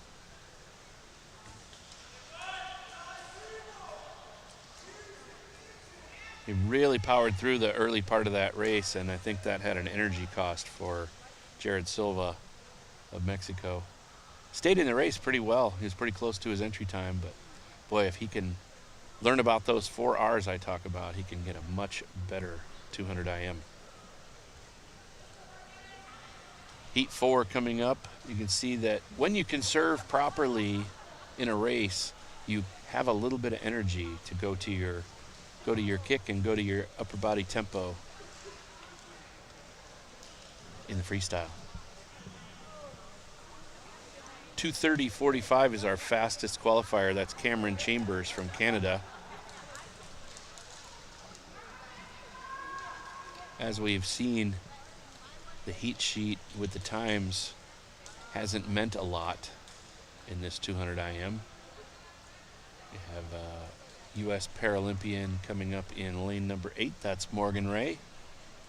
Outstanding meet yesterday. His breaststroke race was the highest amount of points in the morning and the highest amount of points. He was our 100 breaststroke champion last night. That takes a toll on those upper body muscles with how strong and powerful he is. We'll see what he's got in his IM. He's training well, I know, back home in Jacksonville, Florida, swimming with the Bowles School. His coach is someone I've known for very long, from back in our days in Illinois. We are Illinois kids, now coaches. They must have something technical that they need to check out. They've called the competitors back to relax. That's what that third chair is for, if they have something like this happen.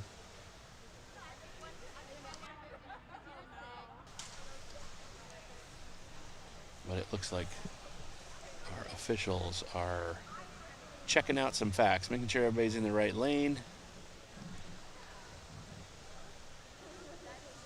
There's rarely an equipment check in swimming. It's pretty standard.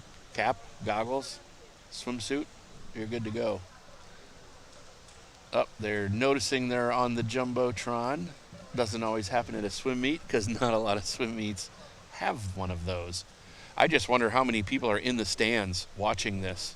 If you are, wave over at the lonely announcer guy if you have your audio on. Yeah, I didn't think anybody did. Might be a little delay though. So this is the part of a swim meet as an athlete you don't like very much, because you get your heart rate ready. You kind of get a rhythm of the timing for what's happening. There I am up here in my lonely perch in the press tribune. You get your heart rate up. You get everything warmed up over in the warm-up pool. Everything pointing towards exactly when you think you're going to swim. You get stepped up to the blocks. You've got your suit on. You've just taken your sweats off. So you're starting to lose a little body heat. And then there's an administrative issue from a previous heat. And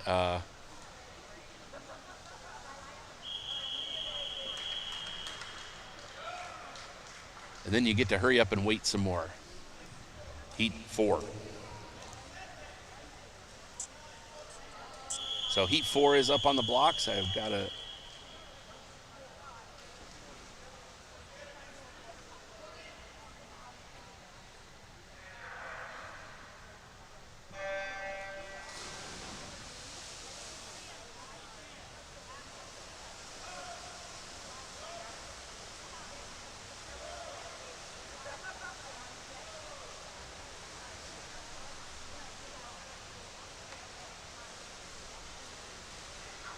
I think they were dealing with a disqualification and a protest.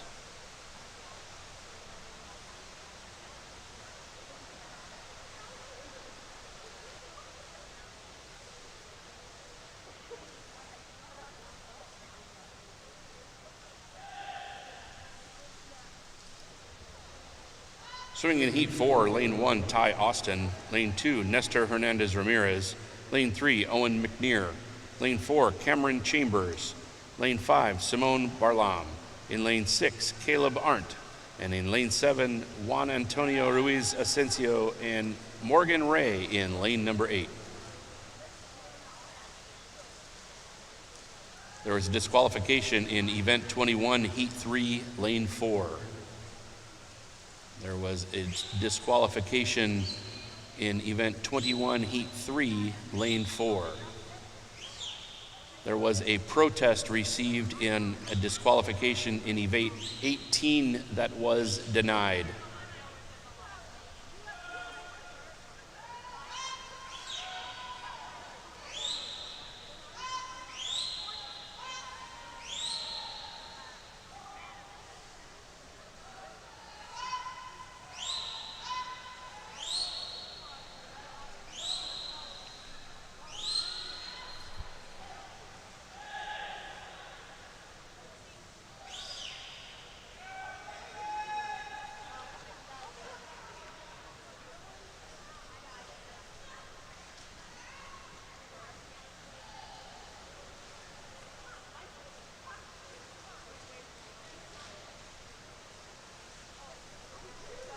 So I was just getting some information, sorry for the dead air, getting some information about that disqualification and denial of protest.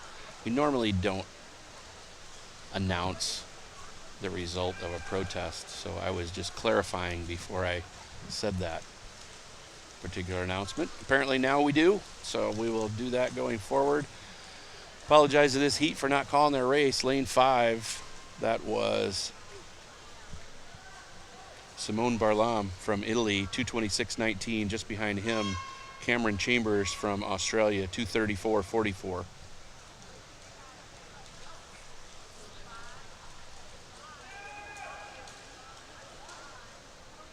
Heat wasn't too close behind those two guys, 2:26 to 2:34.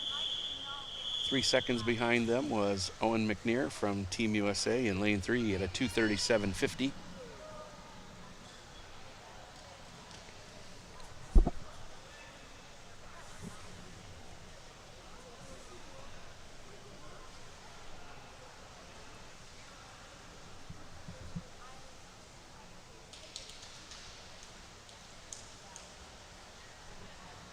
In the past, it's always been coach or protester's responsibility to find out the response rather than telling the whole room what's going on. But here we are.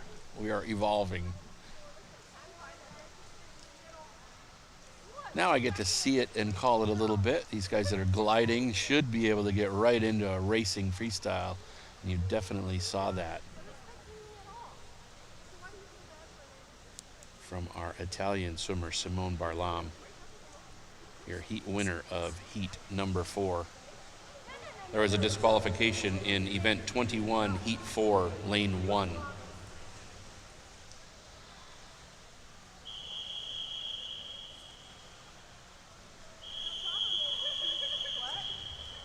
Heat 5.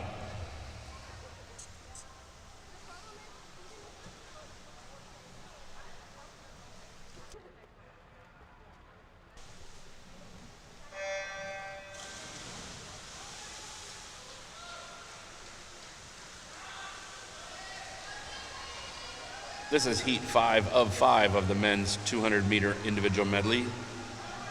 In lane 1, Noah Jaffe. In 2, Darren Sisman. In 3, Nathan Hendricks. In 4, Ricky Bitar.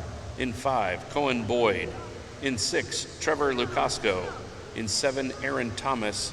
And our local Indiana swimmer in lane number 8, Aiden Stivers.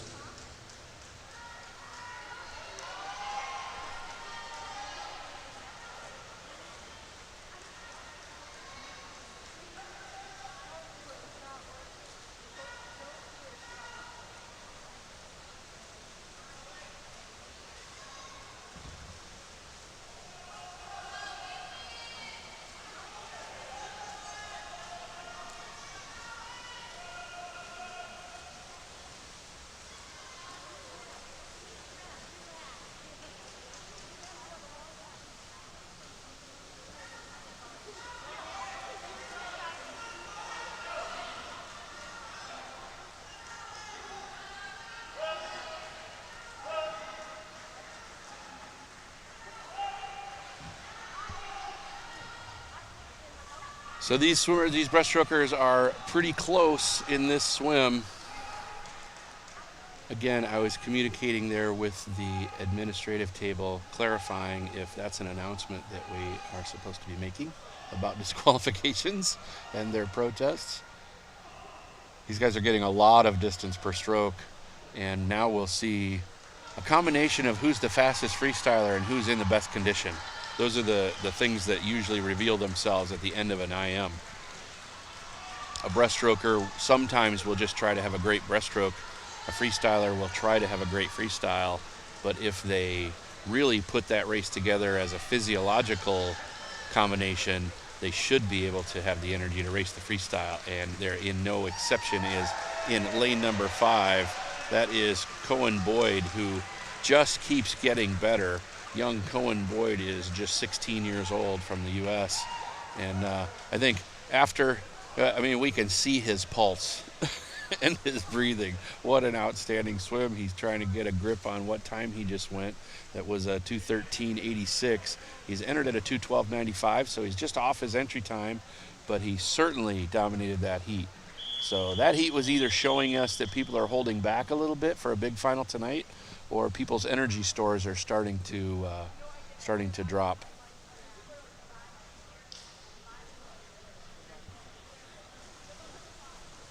Outstanding efforts by all of our 200 IMers, all 5 heats.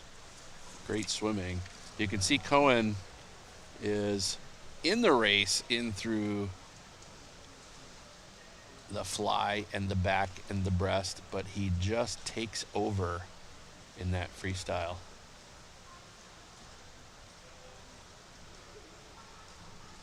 They had a potentially close race going, but Cohen Boyd said, "Nope, this is my hometown meet. This is my home country meet, and I want to make a mark in this pool."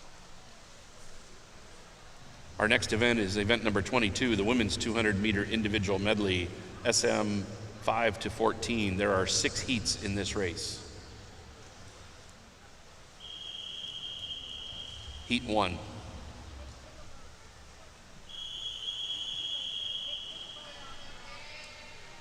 Our timeline tells us we're supposed to start at 10:53. Oh, it's 10:53. We are right on time this morning. Let's see if we can keep that going. I hope I didn't just call it a no-hitter in the bottom of the 9th. The next one's a home run. Cohen Boyd 933 points, the only athlete in that event to break that 900 point barrier. 213.86. 212 is his best time, so we'll see if he brings that tonight. Our first women's heat is in the water. In heat 1 of 6, in lane 1, Katie Johnson. In 2, Lily Dobson. In 3, Yarly Robles Gonzalez. In 4, Lorena Elizabeth Puente Torres. In lane 5, Isadora Donoso. In lane 6, Samantha Griffin. In lane 7, Adriana Lucia Cruz Pacheco. And in lane number 8, Diana Laura Jimenez Martinez. This is heat 1 of 6. So we've got men gave us 5 heats. The women are bringing us 6. For every different swimmer, we're seeing a different style of butterfly. Some based on classification, some based on personal choice and training style. But our early leader is up there in lane 8 on the top of your screen. That is Diana Laura Jimenez Martinez from Mexico. Dominated her butterfly lap. We'll see if any of the other athletes have the same kind of effect in their specialty stroke and start to even up the heat. Entry times were anywhere from 4:29 to 4:54 in this, and then the 2 outside lane athletes entered with a no time, so they've either not done the event or don't have a current time and wanted to definitely be in heat 1.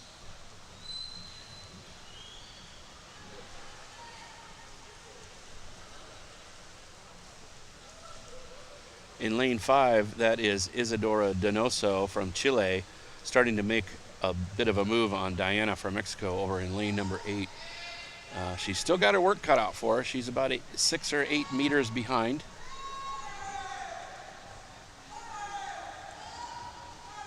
See, she's got a good rhythm to her breaststroke. She's getting maximum distance per stroke. So that's going to help her in her energy management in a race at full speed. And Diana over in lane 8 is still swimming faster. She's putting a bigger gap on the heat. But Isadora there from Chile really looks in control of her swim. And if you are a swimmer watching, the only swimmer you can control is you. So there's no worries about anybody else in the race. And I think Isadora is keeping a great focus on herself.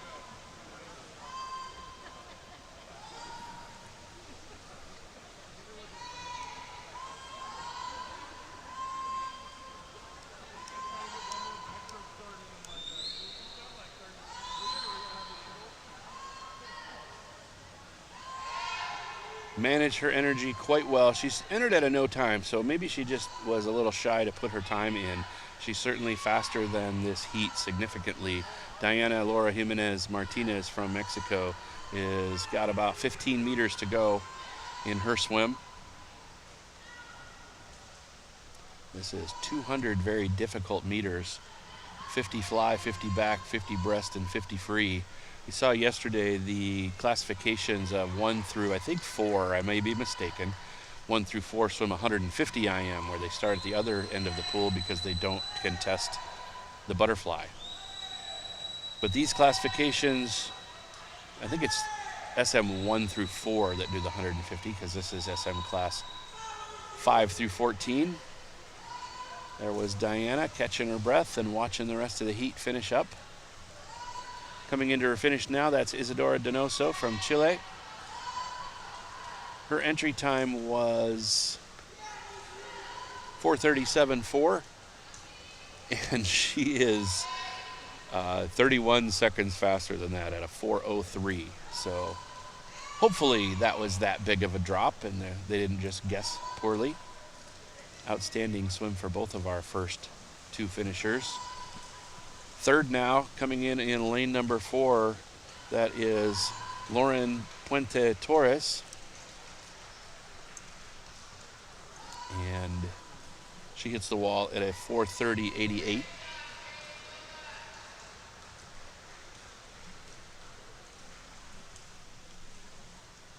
Just a couple swimmers left to hit the wall.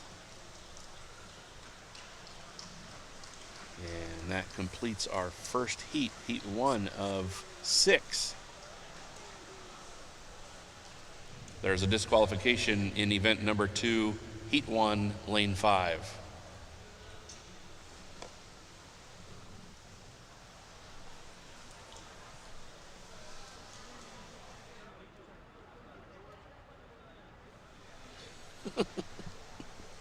I have just noticed and been reminded that I called the wrong event number. A correction. The disqualification was in event 22, heat 1, lane 5.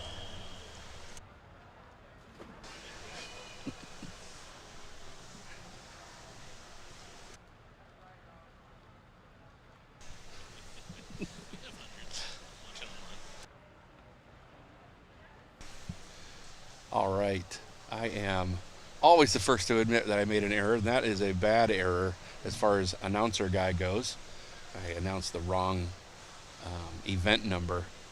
If I did not correct that, if the announcer didn't correct something like that announcement, and I was the coach, I would probably be able to overturn the disqualification on a technicality that the wrong event number was announced. So I appreciate those voices in my ear and those texts that get sent to me after I make a verbal error, but we got that clarified. Diane had a great swim there. Now she's got an established 200 IM time, and she can get seated at a later meet a little bit more evenly so she has a field to race. Heat 2 coming up.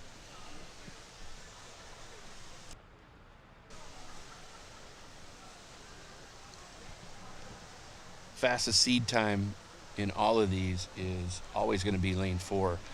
The way that they're seeded is by time, since it's just all of the classifications together in the meet. The fastest times will be in your last heat. Then the way the lanes are organized is the fastest seeded time in each heat is lane 4. Second fastest is 5. And then it proceeds to 3, 6, 2, 7, and then lane 1, and then lane 8. So the fastest seeded swimmers are in the center of the pool, heat 2. And that is sometimes why you see that V formation when they have that wide shot of a fast final. In the prelims, sometimes people are doing something other than their best time, and so the pool looks a little scattered. Heat 2 now of 6 of the women's 200-meter individual medley. In the pool is heat 2 of 6. In lane 1, Elizabeth Harris. In 2, Vivian Wandich. In lane 3, Incy Belen Wendoli Villegas Perez. In lane 4, Sarah Miranda Corrales. In lane 5, Ruby Stevens. In lane 6, Caitlin Trevor. In 7, Jessica Dene Carapia Palaxtra. In lane 8, Yoretzi Hernandez Garcia. This is heat 2 of 6. It gave me a lot to say, and I still get to watch some of the butterfly. So you've got a pretty high tempo butterflyer in the middle of the pool. Maybe a little bit high of her tempo because she's not able to bring quite the kick that some of her competitors are, so she'll make up for that with a little bit of a higher tempo. That's a great plan. And going into the backstroke, well, we've already noticed she's a tempo swimmer, so even in my 200 IM plan of going with a fast rate in the backstroke, she's falling right into that. And she is very close to leading the heat in lane 4, Sarah Miranda Corrales. Over in lane 8, though, Yoretzi Hernandez Garcia is challenging her. They both had very good backstroke and butterfly portions of their race.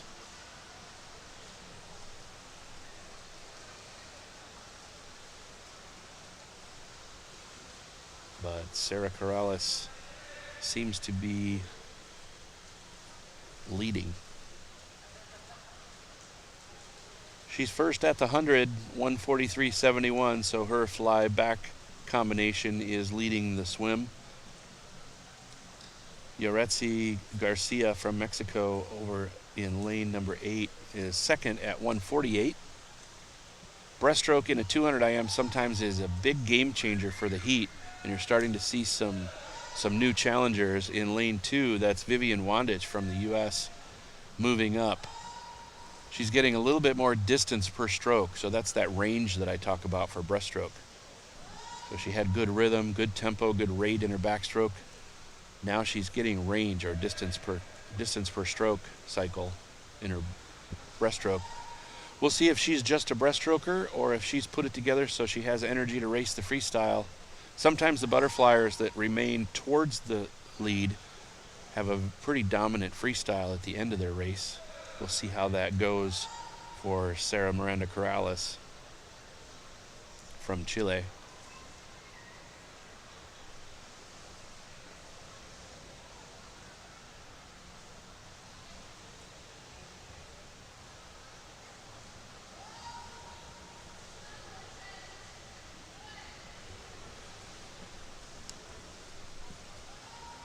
And it looks like she put the energy race together, and she's got what it takes to, she's picked up her kick, and her tempo is getting faster and faster as she makes her way down the pool.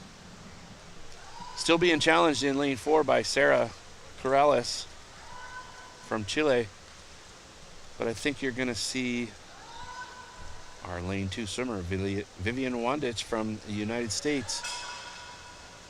She is in the SM10 classification. She entered at a 4:05.93, and she hits the wall today at a 3:43.0. Hopefully that's a new best time and we get some excitement. Certainly a well put together 200 IM. Not far behind her was Sarah Miranda Corrales with a time of 3:44.1, and Caitlin Trevor from Team USA at 3:51.37.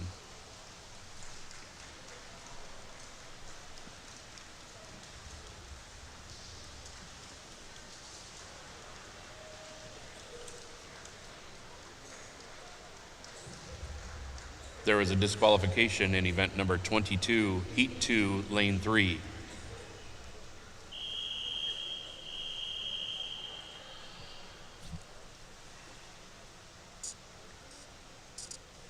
So it's unfortunate and it's normal in the 200 IMs that we see some disqualifications.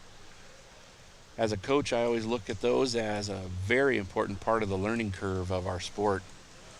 Not something to be upset about when you get disqualified. It's something to learn from. So hopefully these athletes, if they are disqualifications that stand, they really see what they were and take that information home and improve their technique. It still is a pretty tough thing to take when you put out all that energy, and something you did along the way got you disqualified. 455 points for Hernandez Garcia so far, and that is our top point scorer. 308 for Sarah Miranda Corrales, who was in that heat. As we move on towards heat number 3.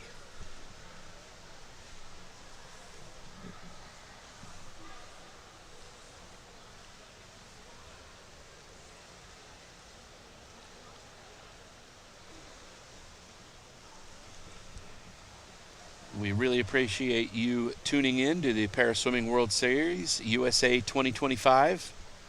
This is the North American stop on the World Series. World Paraswimming initiated the World Series quite a few years ago, and it's given all of these athletes such a great chance to swim in an international competition somewhere within their region. Heat 3, somewhere within their region.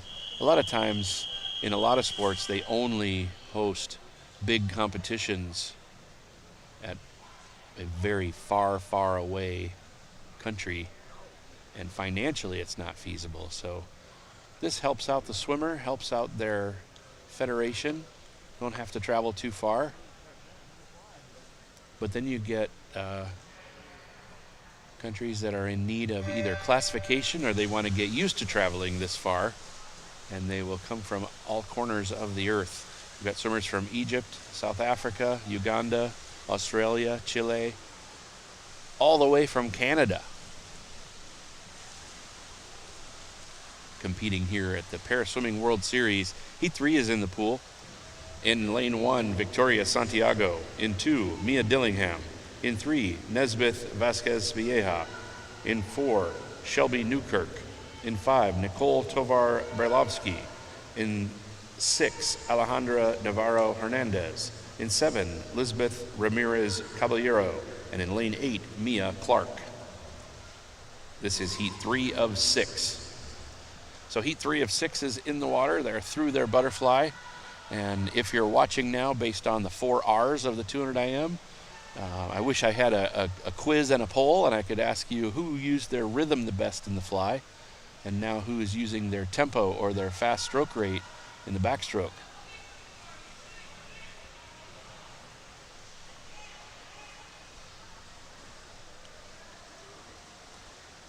Right now, the fastest tempo and lightest legs is coming from lane number 2. I'm sorry, that's not 2. That's lane 7. Out in front of the heat right now, that's Alejandra Hernandez. I'm sorry, Elizabeth Caballero. My eyes are starting to fail me. Elizabeth Caballero is leading the heat at a 1:32.04. She was 49.8 on that backstroke length. She's got a pretty long breaststroke stroke, so she's going fast and conserving some energy. Chasing her right now, lane 5, that is Nicole Berlovsky from Mexico. She probably isn't going to quite catch in the breaststroke, but now there's some swimmers coming up from behind Nicole in lane number 6. Alejandra Navarro Hernandez, and over in 1 and 3. So breaststroke is kind of evening out the swimmers that are racing for 2nd and 3rd. But Lisbeth Ramirez Caballero from Mexico has widened the gap. I don't know they're going to have enough energy to bring to their freestyle to catch her, but that's why we don't race on paper. We race in the pool. Yeah, she's probably going to be able to handle this, even though it looks like Alejandra next to her is making a move. Probably not enough distance in the pool, but she will probably have a faster freestyle split than our heat winner, Lisbeth Caballero from Mexico. She's going to take the heat. We'll see if she has the fastest freestyle split. But when you put yourself that far ahead of the heat, you don't have to have the fastest freestyle split to win the race. 3:28.06, she was 48.29, and Berlovsky was 43, 5 seconds faster than her freestyle, but still a few seconds behind. Berlovsky was 3:31, and Caballero was 3:28.06. All kinds of lead changes in every individual medley heat. Lane 4, Shelby Newkirk from Canada has got about 30 meters to go on her 200 IM. As she approaches that black stripe on the lane lines, that means she's at 25 meters. That's the center of the pool.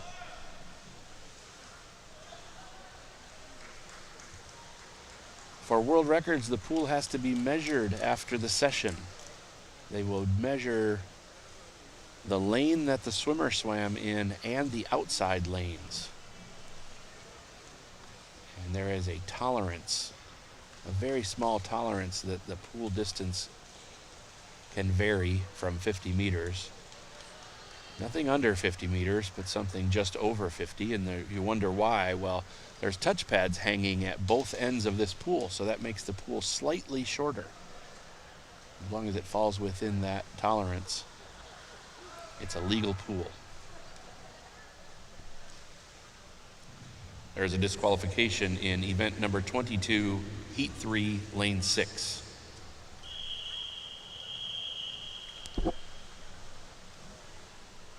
swimmer in lane 6 was disqualified in that heat.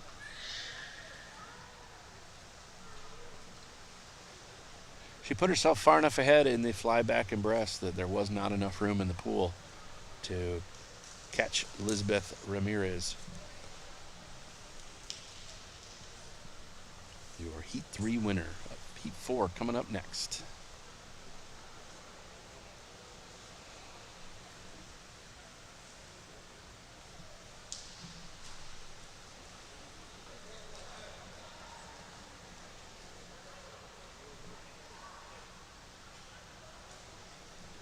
As I was doing before, the fastest time going into this next heat is Allie Deal. She's entered at a 3:04.6, so we'll see where she is. The closest swimmer to her in proximity and time in lane 5 at a 3:05.31 is Diana Torres Claudio from Mexico. So we'll have a Canada-Mexico battle here, possibly. Don't want to count out anyone else in the heat. As we've seen so far, a lot of the outside lane swimmers who are not seeded as fast are winning a lot of these heats this morning. It's anybody's race. Heat 4. Heat 4 of 6 is stepping up on the blocks.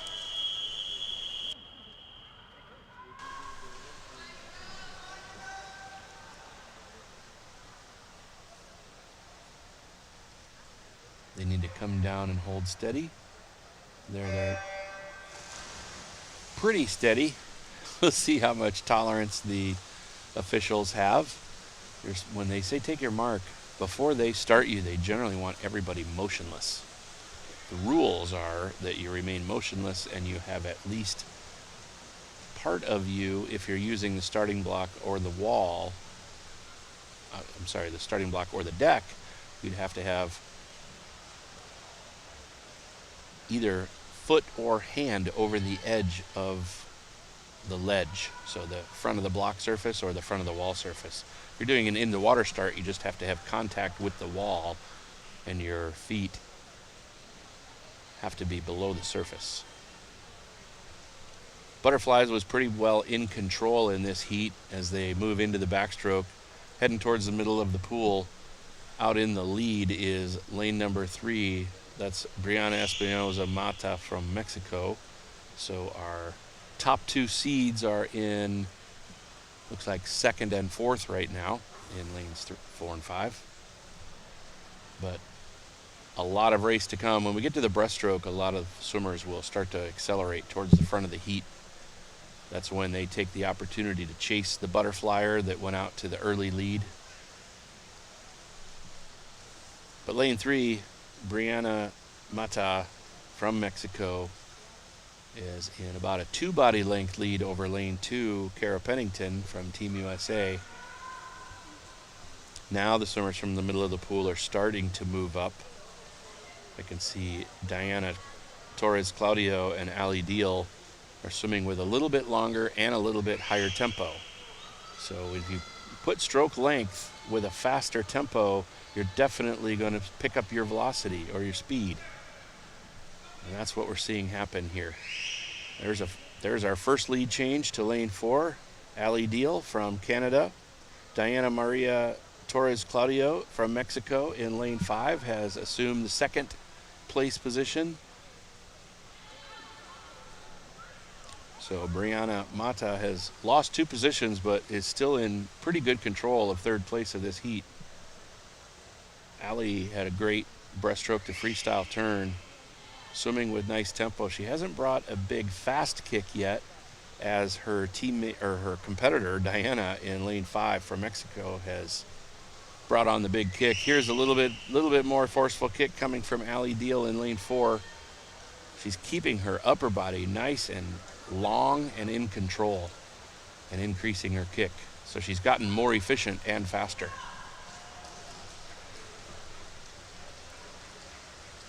Diana's still trying to make a move on her, but this heat is going to be owned by Allie Deal from Canada.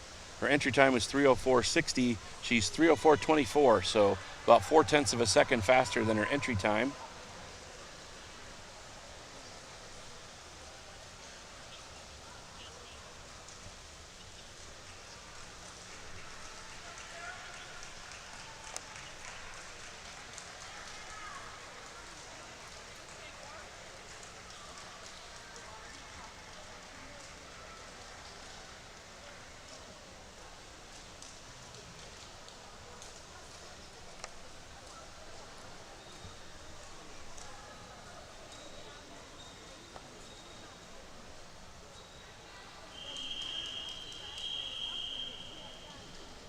So heat 4 wraps up.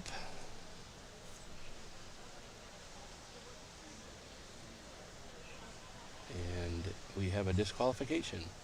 There is a disqualification in heat 4, lane 6 and 8 of event 22.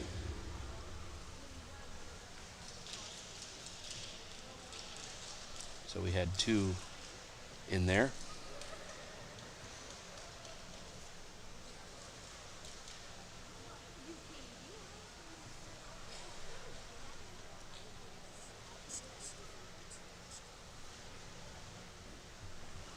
As these athletes are getting out of the pool, we can recap some of the highlights of that previous heat. So none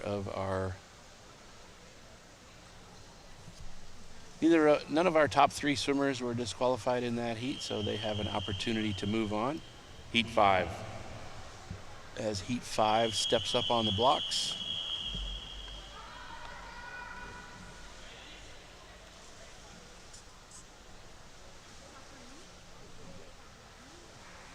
Got some pretty much a star-studded heat as far as Paralympians, actual athletes that have competed at the Paralympic Games. This heat is pretty loaded, starting with lane 1. Lane 1, Ahalia Ledenberger. Lane 2, Julia Gaffney. Lane 3, Abby Kershaw. Lane 4, Mallory Wegeman. Lane 5, Piper Sadowski. Lane 6, Ellie Marks. In lane 7, Casey Freeman. And in lane 8, Rebecca Eloisa Lugo.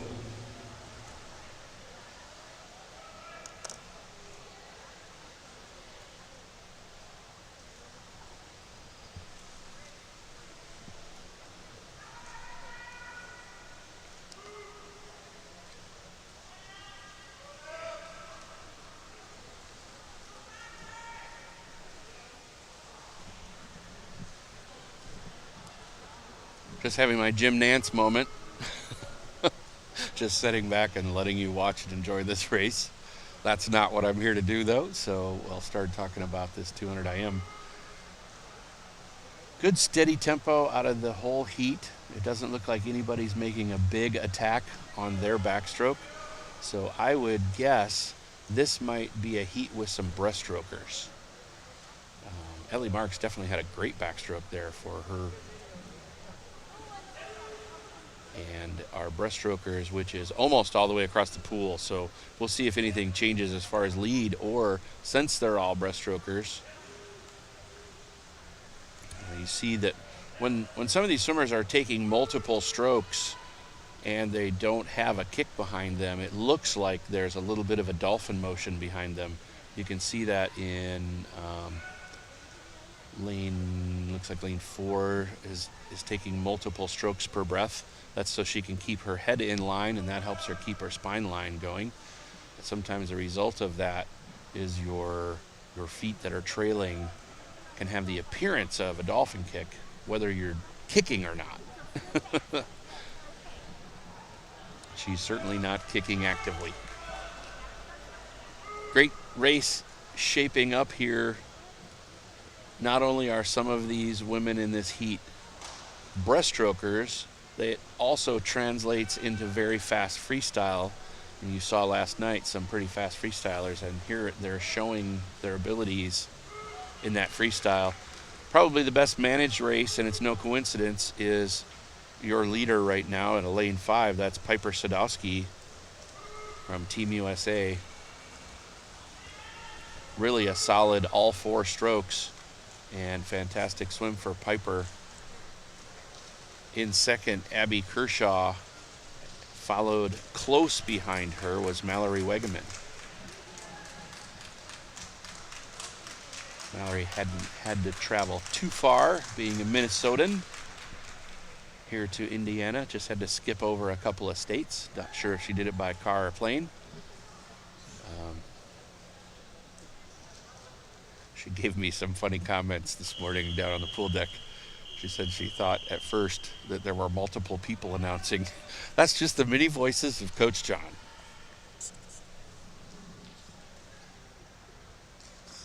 Did that fly to backstroke. Turn. Good push off the wall for many of our athletes.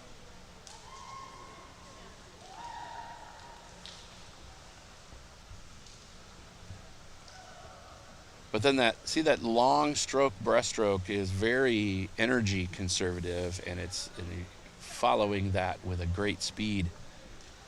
You leave yourself energy to really race the freestyle. So if Piper would have been challenged in the freestyle, I think she would have had the energy to do exactly what she did unchallenged, and that's win the heat. Heat 6 is coming up. May White, Summer Schmidt, Emma Van Dyke, Olivia Chambers, Lakeisha Patterson, Kale Thompson, Sylvania Medino, and Keegan Knott. We've got a big mix of Paris Paralympians in this heat. This was not necessarily all of their races, but some of them did swim this in Paris. So we'll see. We've got 2 of our Australians out in the center of the pool. If they'll be battling, they'll certainly be battling Olivia Chambers. Heat 6. But this should be an exciting race. There'll be some lead changes here unless somebody really just goes and blows this one up.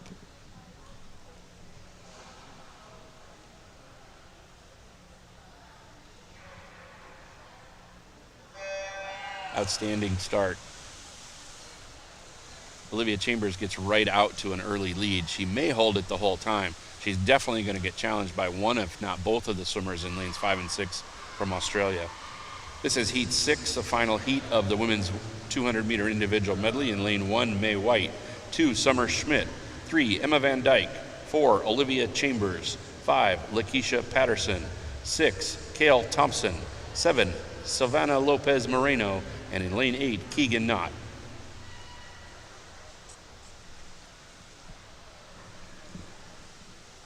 Yeah, right in that fly to back turn, you saw, I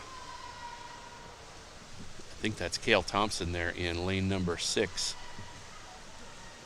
Not letting Olivia walk away with it. Olivia just made a big tempo change right there in the middle of the pool. So that could have been by design, or she could have just gotten that feeling that somebody is approaching. And she really just made a big separation at the 25 backstroke mark.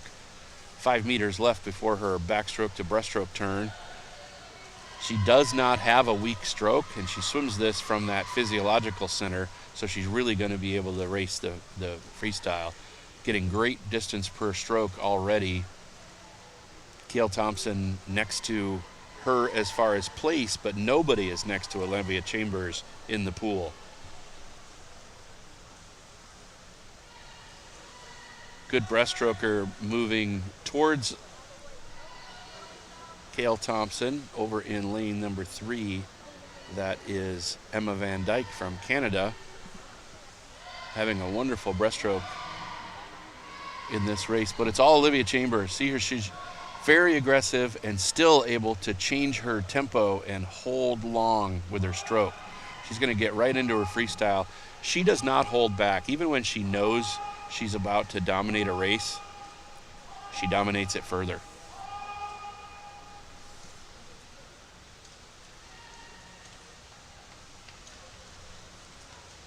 It's Olivia Chambers with about 25 meters to go. Kale Thompson over in lane number 6 next to her. But the pride of the University of Northern Iowa and the United States, she did us all proud last year in the Paris Paralympic Games. That is Olivia Chambers. She entered with a 2:24.77, and she's 2:32 in the morning. So she has 8 seconds between the dominant swam you just saw and her best time of 2:24. As it looked like it was happening, that was Cale Thompson in second from Australia, 2:41.25. And just behind her at 2:45.62, that's Emma Van Dyke from Canada.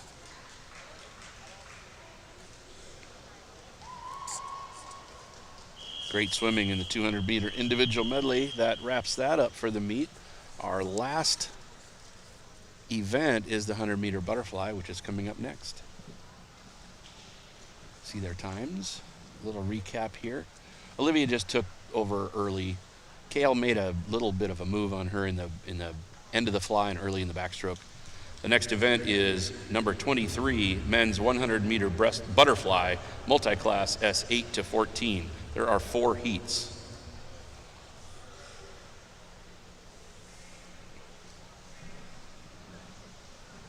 So she did get challenged a little bit early in the backstroke, but mid-pool with 25 meters to go in her 50 backstroke, Olivia Chambers just went to a new gear. A gear in her backstroke that I haven't seen, so maybe she and her coach are working on something in the middle of that IM that we don't know about. And hopefully we'll see an even better swim from finals. Another phenomenon in the sport of swimming on the last day of a meet, sometimes you see out of character very fast swims. Heat 1, out of character very fast swims in the morning. Some of those swimmers are getting on a flight and going home, and they're not going to be at finals. So Mallory Wegeman looks like she is the leader out of her IM with 878 points from this morning. Olivia Chambers second with 865. So they have an opportunity to scratch or to check in for their final at night. Our first men's heat of the 100-meter butterfly is well underway, and in lane number 3, that's Graham Rainsby. Lane 3, Graham Rainsby. Lane 4, Michael Drellis. Lane 5, Cirrus Kia. This is heat 1 of 4 of the men's 100-meter butterfly. It's funny, I catch myself using that other voice and wonder who's talking.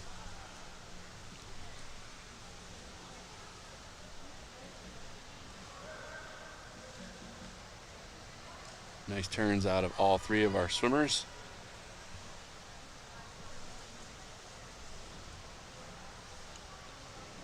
Three distinct different styles of butterfly.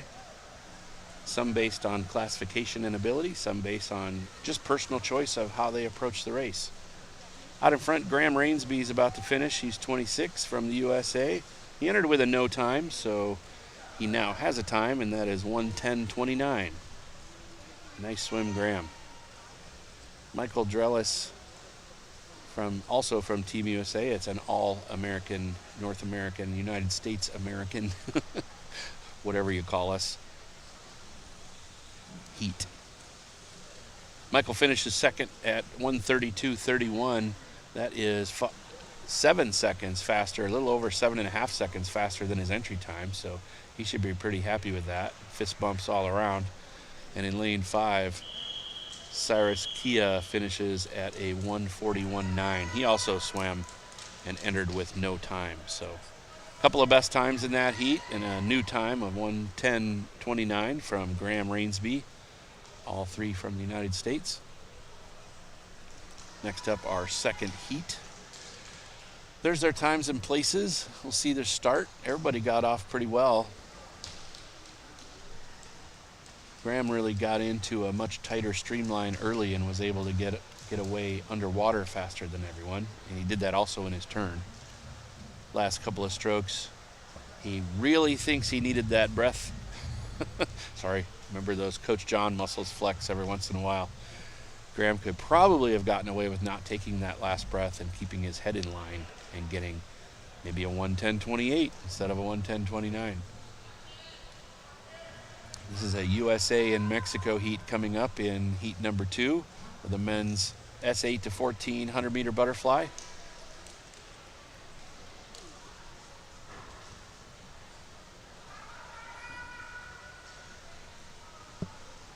Officials are discussing something before they whistle these athletes to the block.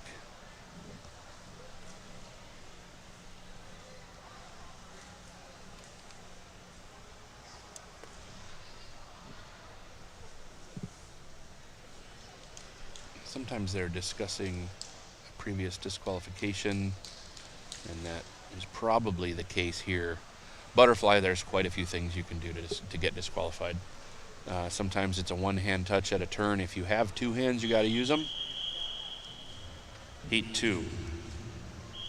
You would not get disqualified on a one-hand touch if you're just bringing one hand to the race. So, but you could fall into a little bit of a flutter kick, and that's more of a freestyle-looking kick.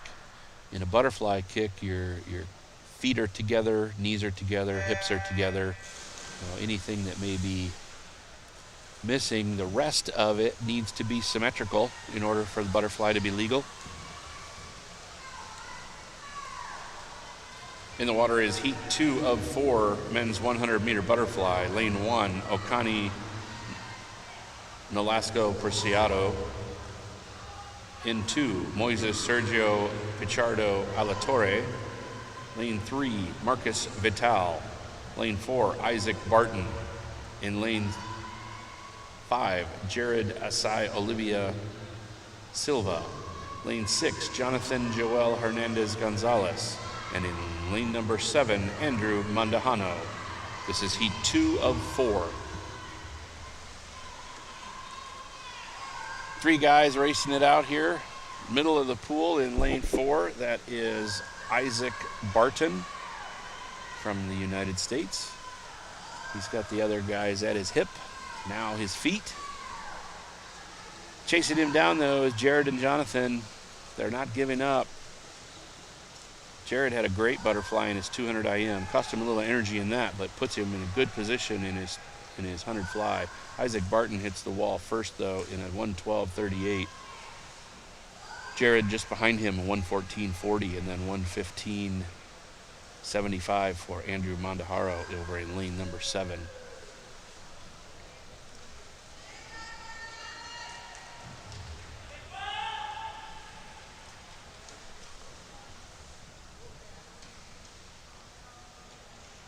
There was a disqualification in event 23, heat 2, lane 5.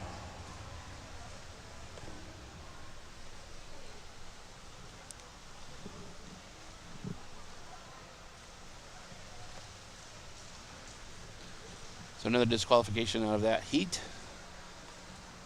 Good starts all the way across the pool. Everybody's very rock steady and gets away fast.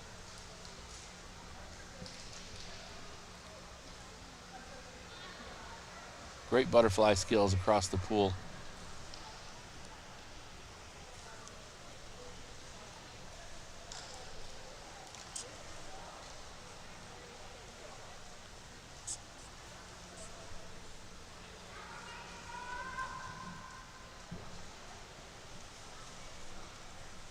They appear ready, but they don't seem to be going. Heat 3.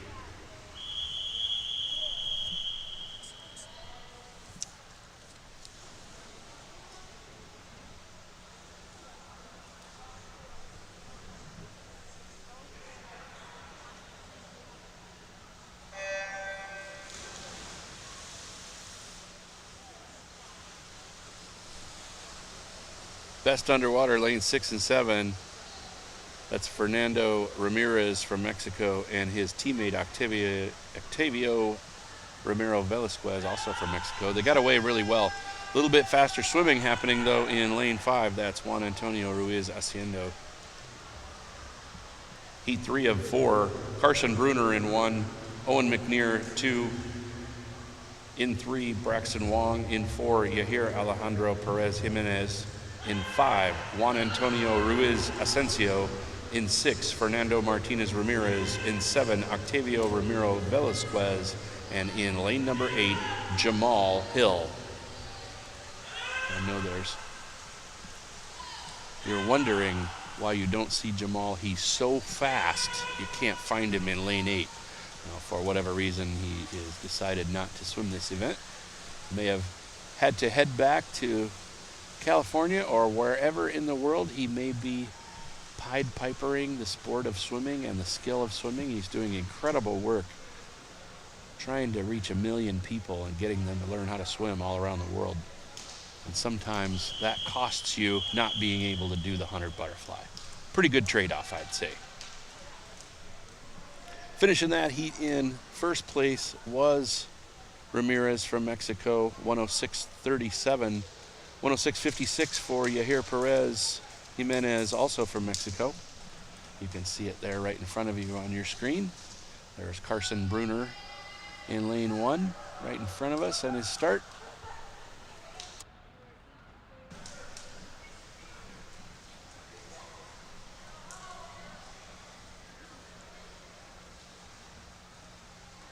Great butterfly heat.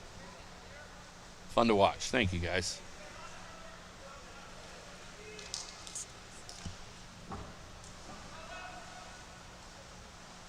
So now we've got some butterflyers doing butterfly. Headlined by lane 4, that's Lawrence Sapp. Lawrence is working on getting himself back to 100%. A lot of times swimmers take some time off and move around, maybe find a new place to race and train. Heat 4. This is the final heat, heat 4.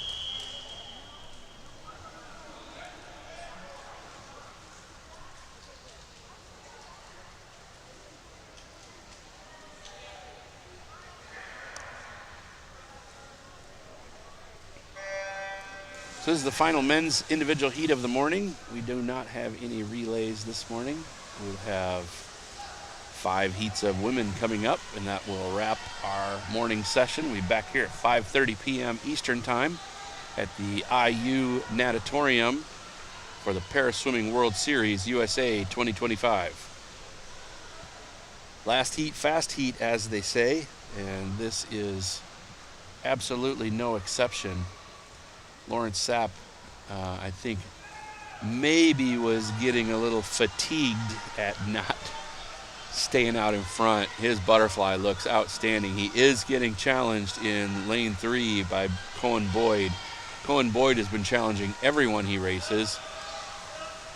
It's going to go down to who slows the least. You don't necessarily speed up, and I think Cohen Boyd is going to get in there and out-touch Lawrence, and that is what happened. 57.66 for Cohen Boyd, 30.6 on his second 50. Lawrence was 31.6, so Cohen was a second faster on that second 50. 58.1 for Lawrence on that swim, and his third place competitor Alex Safi from Australia was 58.95, 31.5. on his second 50. 5 swimmers under a minute in that race. It's great to see and showcase the butterfly at the Paraswimming World Series, the USA stop on the tour. Cohen Boyd, though, he is getting harder and harder to catch no matter what event he swims. But there's nothing quite like the underwater dolphin kicking of Lawrence Sapp. He does such a great job underwater. He got beat a little bit on the start, but he dominated that first 25, really the first 75 meters of the race, almost 80 meters, and then Cohen Boyd came up with just a few strokes to go. And here's what happens, though. They're in different classifications, so even though Cohen was a little bit faster in time based on his classification and the points of his world record in his classification, Lawrence actually got more points. So Lawrence will go into the evening with lane 4 as our fastest or our highest point qualifier. And I breezed right over the beginning of the first women's race in that explanation, but that was important enough to miss something else. So hopefully you're not offended and don't have a swimmer in this heat I haven't mentioned yet. This is event 24, women's 100-meter butterfly multi-class, S8 to 14. There are 5 heats. In lane 3, Victoria Santiago. In 4, Caitlin Trevor. And in lane 5, Katie Johnson. I played a little catch up there. Lane 3, that is Victoria Santiago from Puerto Rico. Seems every time she swims quite well.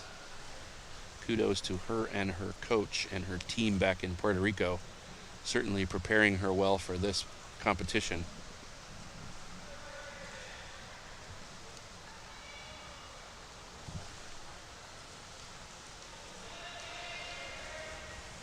It's like multiple swimmers in this heat are doing one kick per pull. And our swimmer there in lane number 5, that is Katie Johnson. She is keeping those abs nice and tight throughout, and that's what helps her keep her legs in alignment so she can stay balanced on the surface and have a great upper body butterfly. Everybody does this a little bit differently. Hopefully I'm interpreting everything correctly for you. Victoria's got 2 kicks there, one of them definitely more dominant than the other. Her second kick is stronger than her first.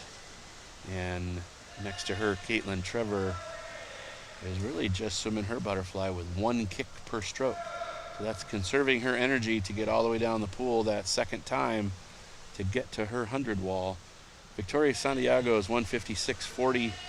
Caitlin Trevor is 203.71.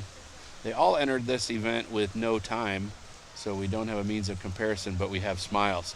That smile could mean a number of things. Oh, I got through the race, or wow, good time for me.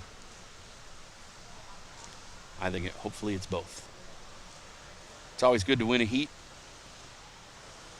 Validates your hard work against your competitors.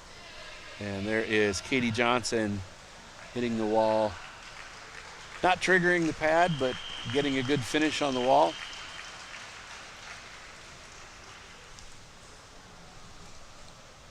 And there you see your times.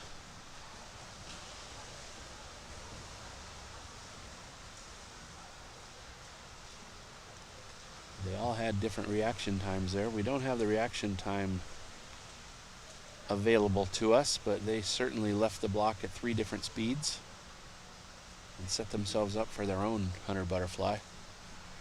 Nice finish there for Victoria Santiago from Puerto Rico. She can't be too upset when the meet finishes. She gets to go to Puerto Rico. And my all-time favorite thing that I say when we're preparing and after a race, a happy swimmer goes fast. She earned 4 points in that with her 156.40. That's going to be tough to make it back, but she made it down and back in the pool, and that is what counts. Outstanding swimming.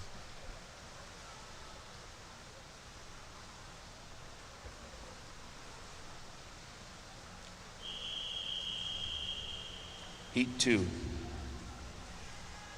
So we've just got 6 swimmers in our second heat.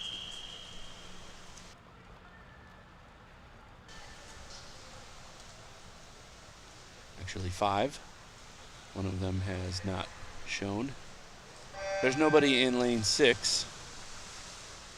That's Kenley Teller is not swimming in this event. In the pool is heat 2 of 5 in the women's 100-meter butterfly. In 2, Elizabeth Harris. In 3, Condoleezza Nakazibwe. In lane 4, Diana Laura Jimenez Martinez. In lane 5, Tessa Naji. And in lane 7, Samantha Giffen. So we've got this and 3 more heats in our morning session. I'm going to go find some hot tea to work on my vocal cords to get through our finals tonight. Hopefully all of our athletes have planned their travel so they can stay for finals. I always want to have full and fair, fast finals on the last day of a swim meet like this. It's tough to travel so far and not stay for the whole meet, but it's certainly understandable. In the U.S. and in a lot of places at these major meets, we've moved them Thursday through Saturday, so Sunday can be either a rest day or a travel day. A lot of these athletes are getting back to college and high school, and grade school, junior high. Some of them are going back home to work, so they don't have to miss Monday.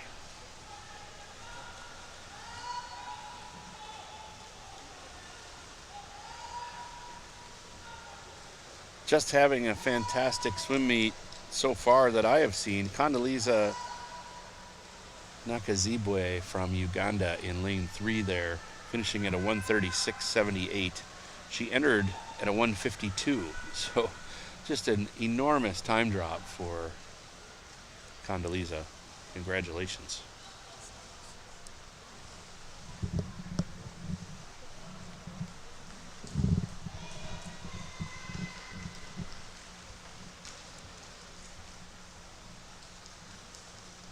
I know I would not, certainly not at this old age of mine, but even at the young athletic ages of some of these athletes, they're doing more than they maybe believed they could have done by being able to swim many of their races twice over 3 days, multiple races over 3 days, and multiple races each day, doubling up on everything they did in the final.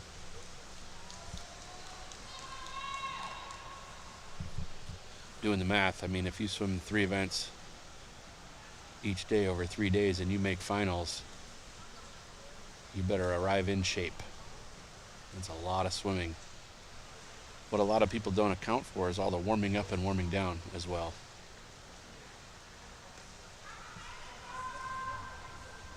There was a disqualification in event 24, heat 1, lane 5.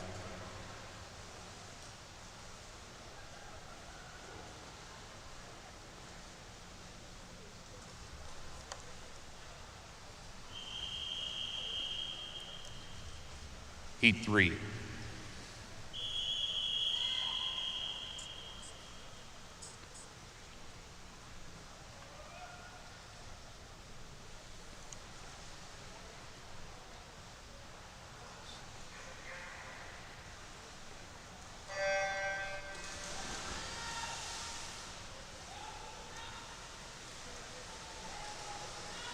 Heat 3 in the pool.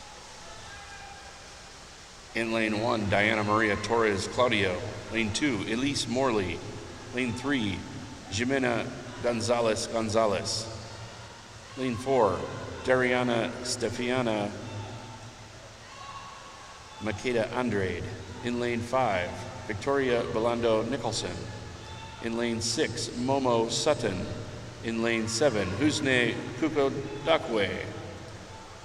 And in lane 8, Rebecca Eloisa Lugo Lugo. This is heat 3 of 5. So Victoria from Australia, who's been having a fantastic meet, is challenging and being challenged by lane 4, your top seed, Dariana from Mexico. It looks like Victoria is holding a little bit of a longer, more efficient stroke.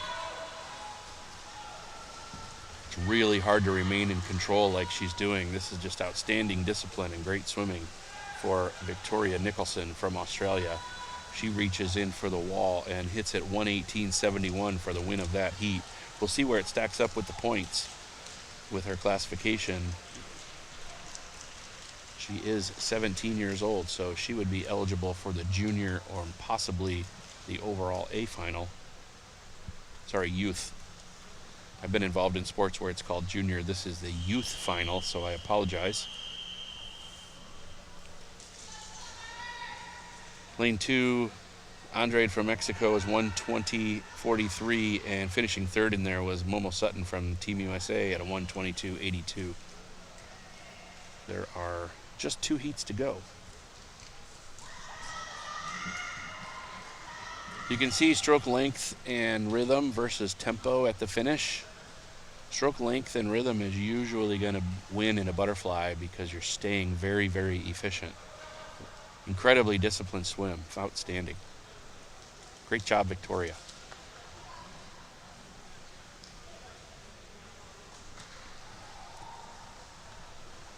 Heat 4 out of 5. We've just got about 5 minutes left in this session. And we will sign off soon and hope to see you at finals. Heat 4.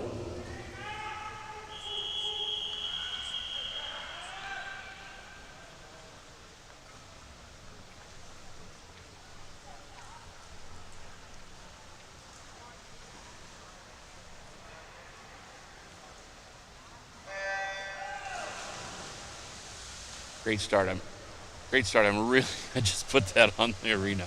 Great start. I'm really looking forward to every time I get a chance to see Callie Prochaska do her start, where she leans way over the water and comes to an incredible stillness. Lane 1, Piper Sadowski. Lane 2, Silviana Lopez Moreno. Lane 3, Mary Jibb. Lane 4, Summer Schmidt. Lane 5, Emma Van Dyke. Lane 6, Callie Prochaska. Lane 7, Liberty Freeman. And in lane 8, Abby Kershaw. You know, I'm getting tired when I start doing the play-by-play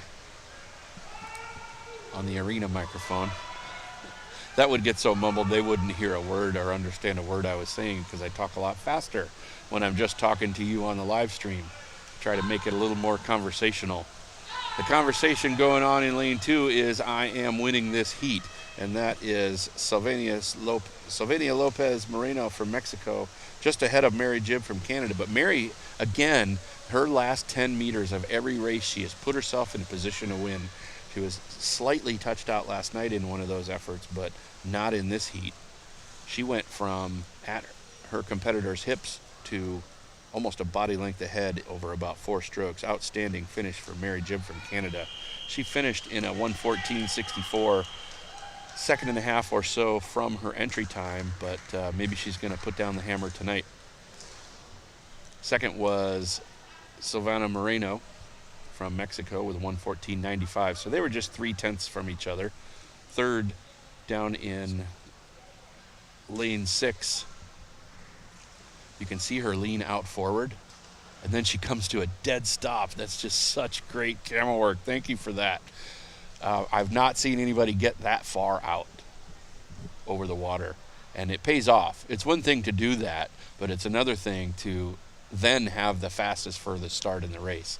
And that may have been the difference between her getting third and her competitors getting fourth. In that heat anyway. Great swimming. Heat 5. Last heat of the day. Heat 5. And you'll hear me on the microphone maybe ask all of our great in-house spectators to leave their area better than they found it. We always want to respect such a beautiful, in every facility, but especially the U.S. Palace of Swimming, the IU Natatorium. I don't think there's a better place to go for just the feel of the history of the sport of swimming in the U.S. There are some outstanding facilities. You go down to Greensboro, there's not a better really facility for big events and the community to not even interrupt their programming down in Greensboro. University of Minnesota, you've got a staff that can just knock the event out of the park for you and make your own pool staff more effective. But again, there's nothing like coming to the Indiana University Natatorium. We're lucky to do that, and we're also lucky for something else. We're lucky to watch Grace Newfer just dominate this last heat. Grace from the U.S., she entered this race at a 1:03.83. Going to be about a 105 high, I'd say, or 105 low, 105.16. She picked up her tempo there and beat me at my guessing game. She was flanked on both sides by 2 Australians. What a battle. I think they're coming for her tonight. But again, she was 3.5, almost 4 seconds faster than her nearest competitor. Outstanding swimming from Grace Newfer and all of those athletes that have traveled this far from Australia in that heat. And this is going to wrap our event for the morning sessions. Our prelims are now finished. We'll be back at the IU Natatorium at 5:30. We'll hit the air. We have a pretty special guest tonight giving out our awards, so please tune in for the whole thing, especially for that. There's Grace Newfer finishing that fly. The big smile for her time and her win of the heat. We'll see tonight where that stacked up against the points. But for now, from the IU Natatorium in Indianapolis, Indiana, at the Paraswimming World Series Stop USA 2025. I am John DeSleer. Let's enjoy some swimming, and we'll see you this afternoon.